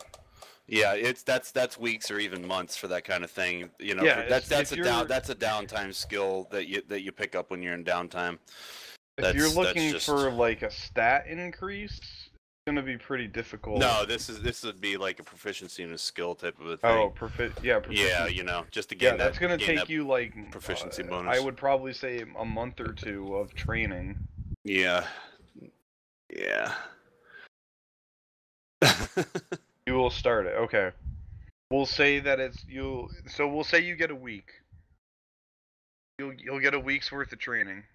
So make a note of that, and we'll keep track of that. But at this point, we're gonna say the first day you arrived, you were with the party. The second day, you spent walking around, exploring the town, and then also, side objective, figuring out where the shady people hang out, and then meeting with them, figuring out where there's a thieves guild or someone that would train you, and then you spend those 7 other days training. Alright. So on the 9th day, God said let's party. You spot the people. You spot the people. The 9th day, that's when God created weed, man. You know, it's just the truth. Get up. I think you guys killed Resmir, no? Oh. Resmir. I have to go check the token. No, you killed you killed Cyanrath. Never mind. Alright.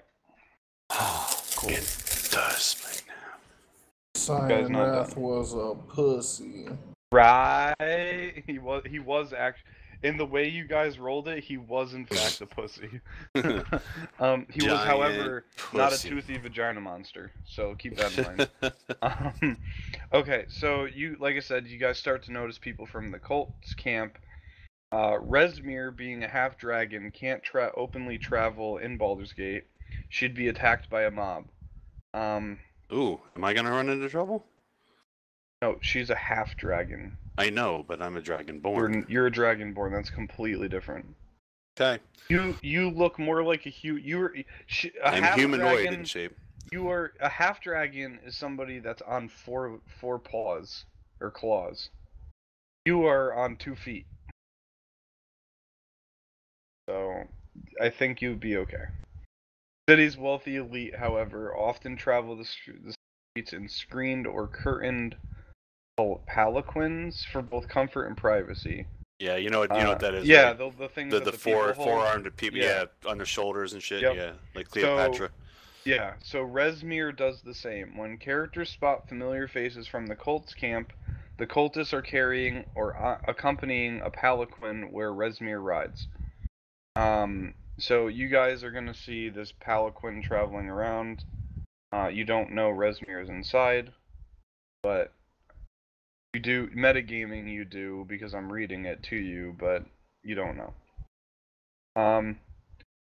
So you notice that the people from the cult go to Celebon's shop and purchase 5 wagons and supplies. Once they are equipped, local porters pack merchandise and supplies onto the wagons, cover them in canvas, and lash them down.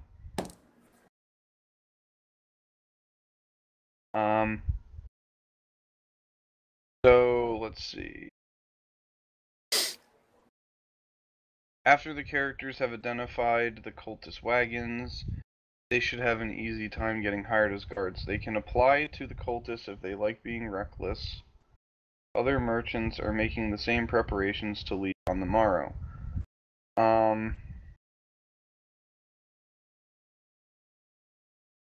Okay. So cool. So it says that you can apply directly to the cultists if you want to be reckless.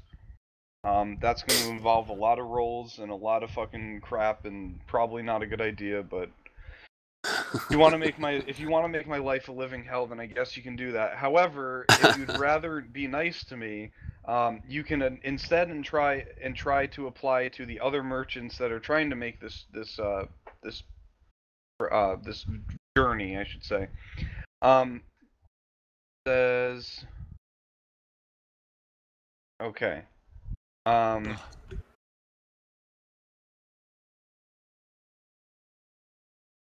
Caravan. No, this is all one caravan. Your mission is to join this caravan.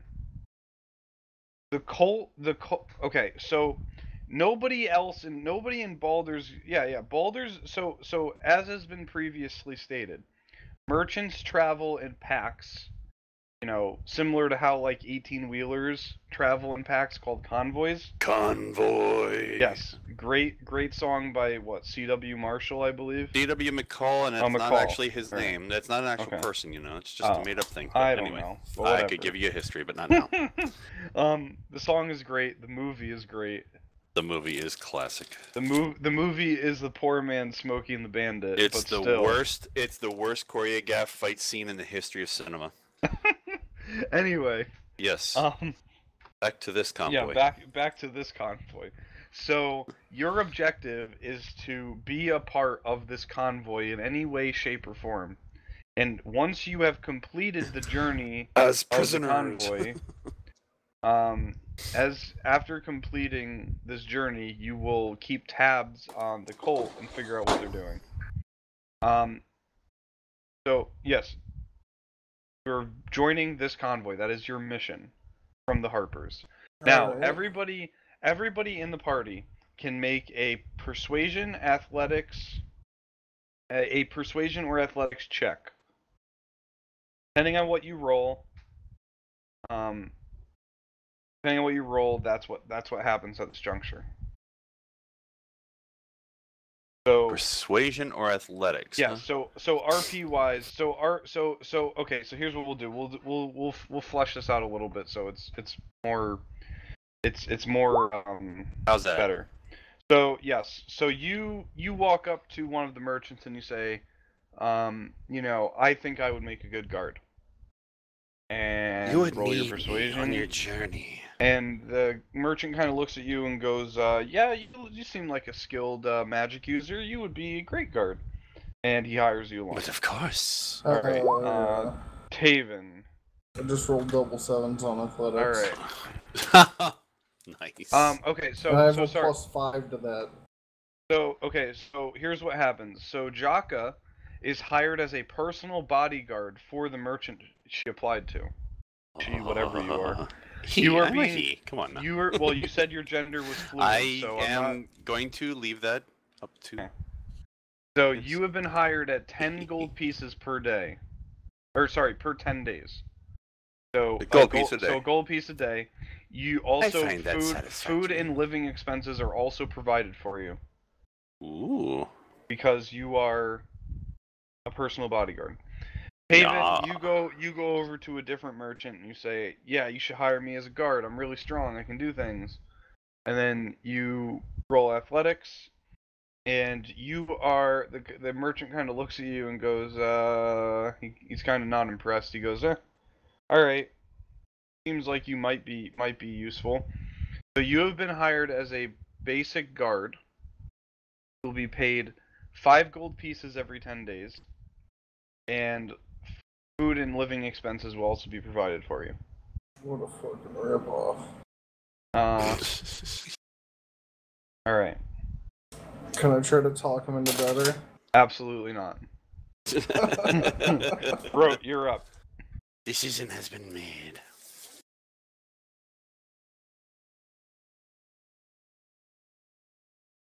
This is for the Colts. The Colts, there's only one caravan.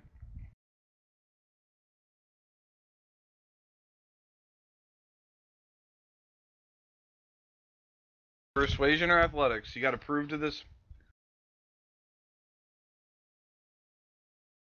Wait until you hit that nat 1. All right. How about What? that shit? All right. You're now in charge of this fucking thing? Yeah. Bro, Bro is hired as... Nice, man. Nice. It's fucking sweet. Bro is hired Double as one nat of 20. the preferred bodyguards, and he is getting paid 25 gold pieces per 10 day, Nice. and also getting food and living expenses. You persuade this merchant that you are the best guard in the world. You are world renowned at being a guard. All right. Who does that leave us with? Charlie Papa. Am I rolling here? You can roll persuasion or athletics, whichever one's better for you.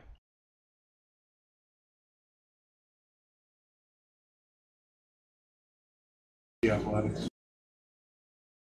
Oh, that's negative 1. Oh shit. Okay. You're the cook. So Charlie. No, you clean the things. Charlie Papa, you try to persuade a guard to help you out, or sorry, you persuade a merchant to help you out. Rote.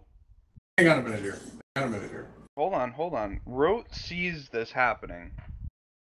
You're trying to persuade the same merchant that Rote was hired by for whatever reason, and Rote, because of his nat 20, now has a chance to step in and save you. So Rote, if you wish, you see Charlie Papa trying to get a job, and you know that he's part of your party and he kind of needs to be with you guys. So you have an opportunity as a premier guard to try to persuade them to help him out. That was around the cars. That right there. Uh-huh. A Harper mission. Right.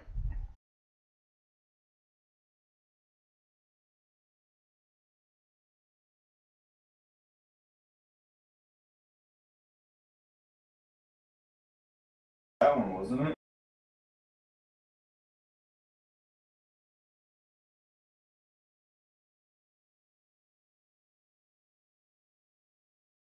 Okay. Give me a persuasion roll.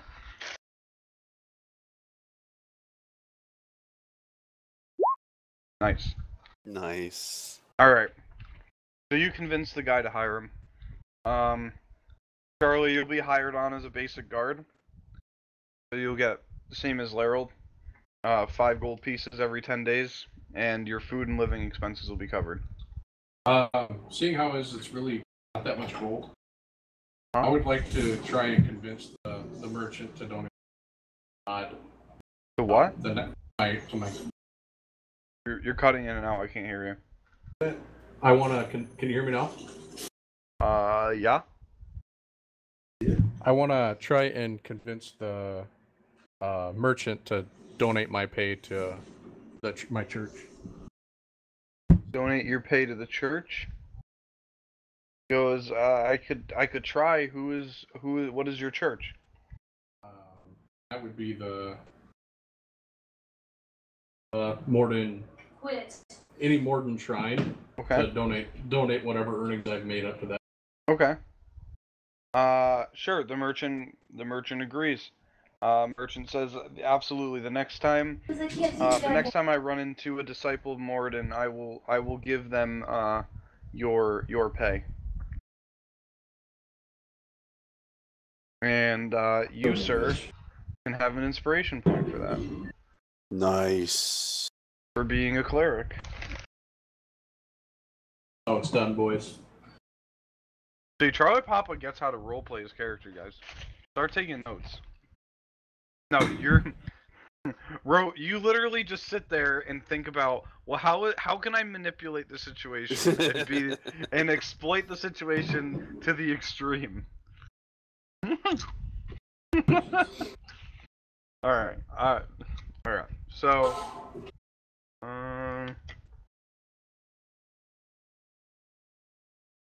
okay. So, as you guys are hired, you guys get your job positions.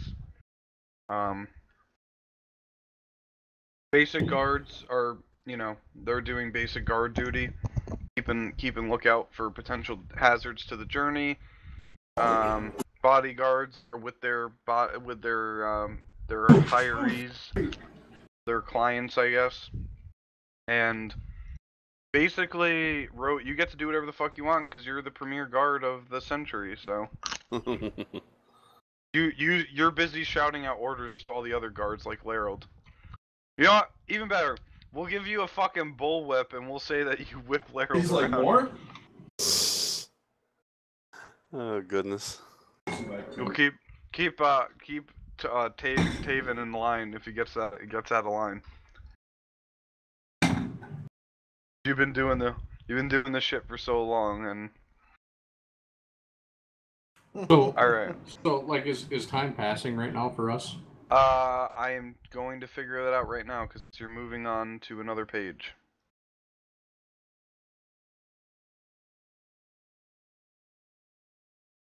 Okay, so I'm not gonna lie.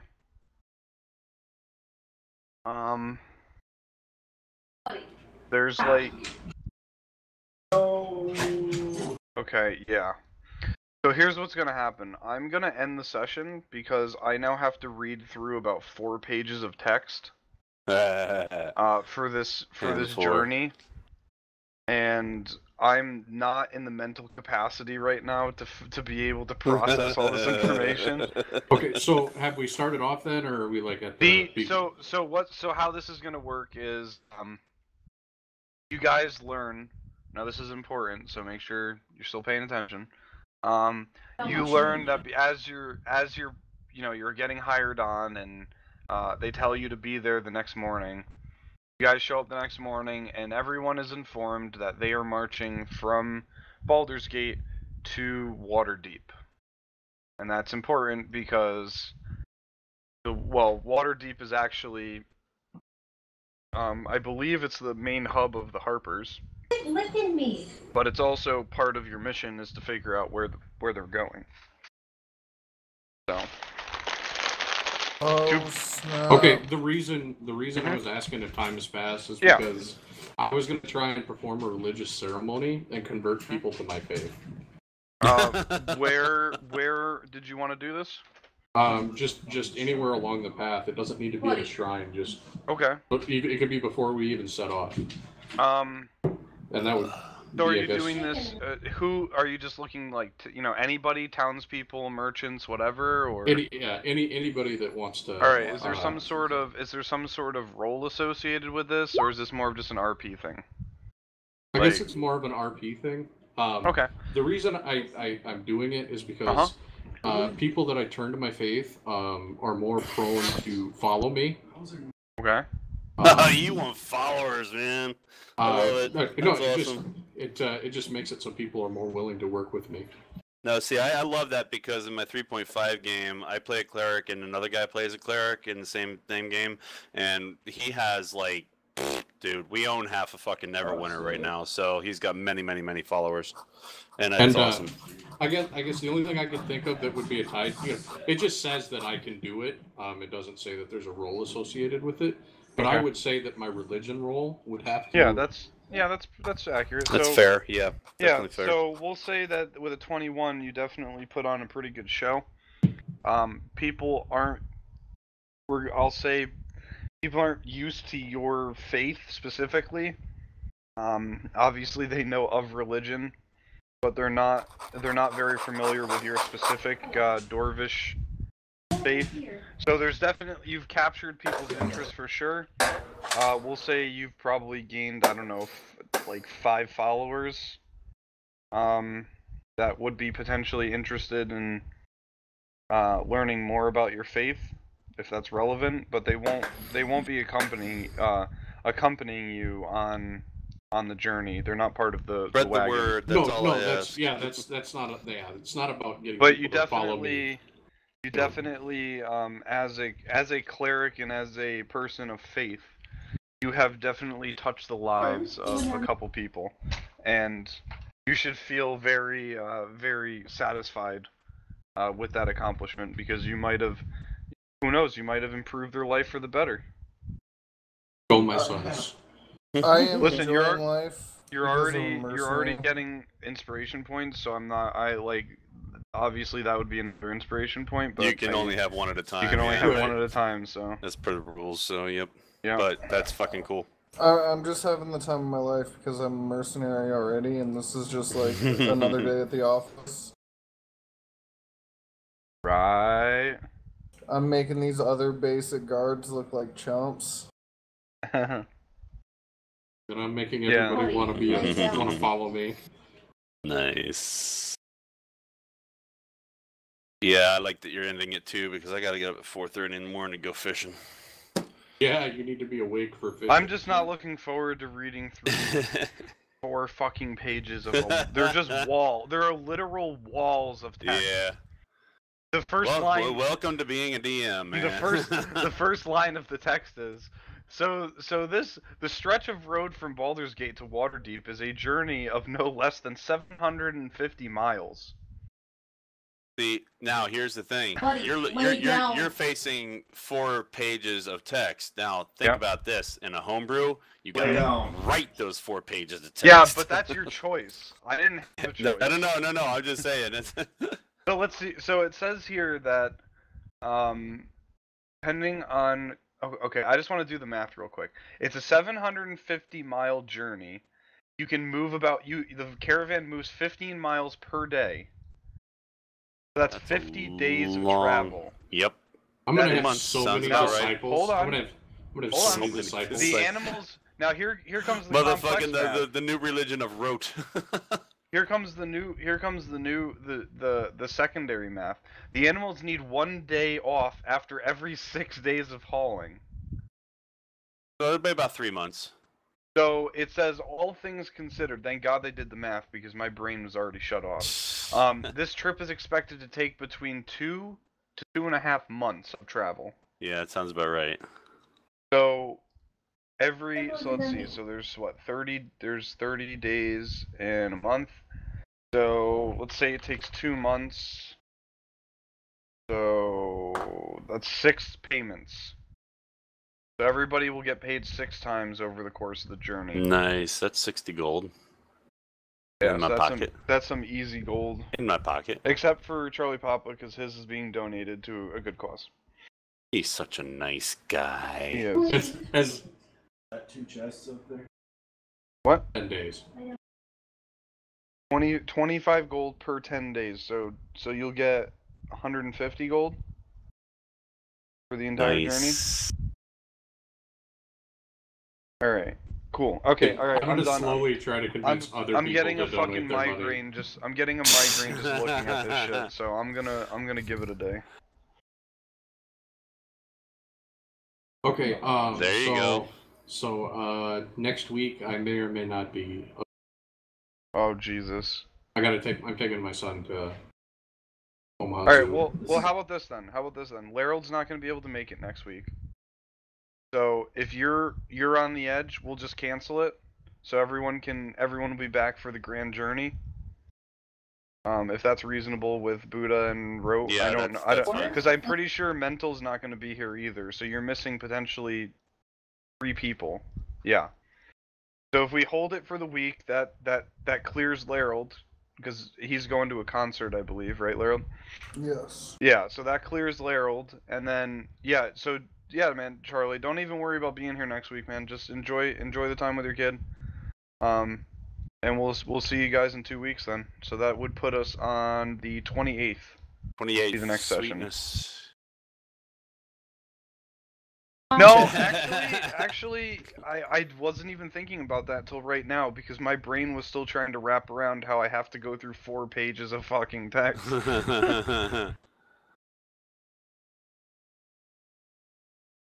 Well, yeah, well, see that part hadn't even processed yet. All right, guys. I'm gonna take off here. Yep. See you All later, right, man. fellas. Have a good one. Yep. Yeah. Have a good one, man. Yeah, that User part hadn't even disconnected like from your my channel. brain, like I'm tired. I didn't get a lot of sleep last night. My brain is kind of like slowing down right now. So my brain is still processing the fact that there's like 4 fucking walls of text that's coming up. And it's giving me like flashbacks of when I had to do like fucking homework and write essays and term papers and all that. And it's just like my brain is just on a constant loop right now of all my Welcome fucking to DMing, buddy. That's what it is. Yeah. I'm not. Don't get me wrong. I'm not complaining. No, I know. I'm not complaining about it. Dude, it's trust just me. like, I'm gonna be facing that in the fall.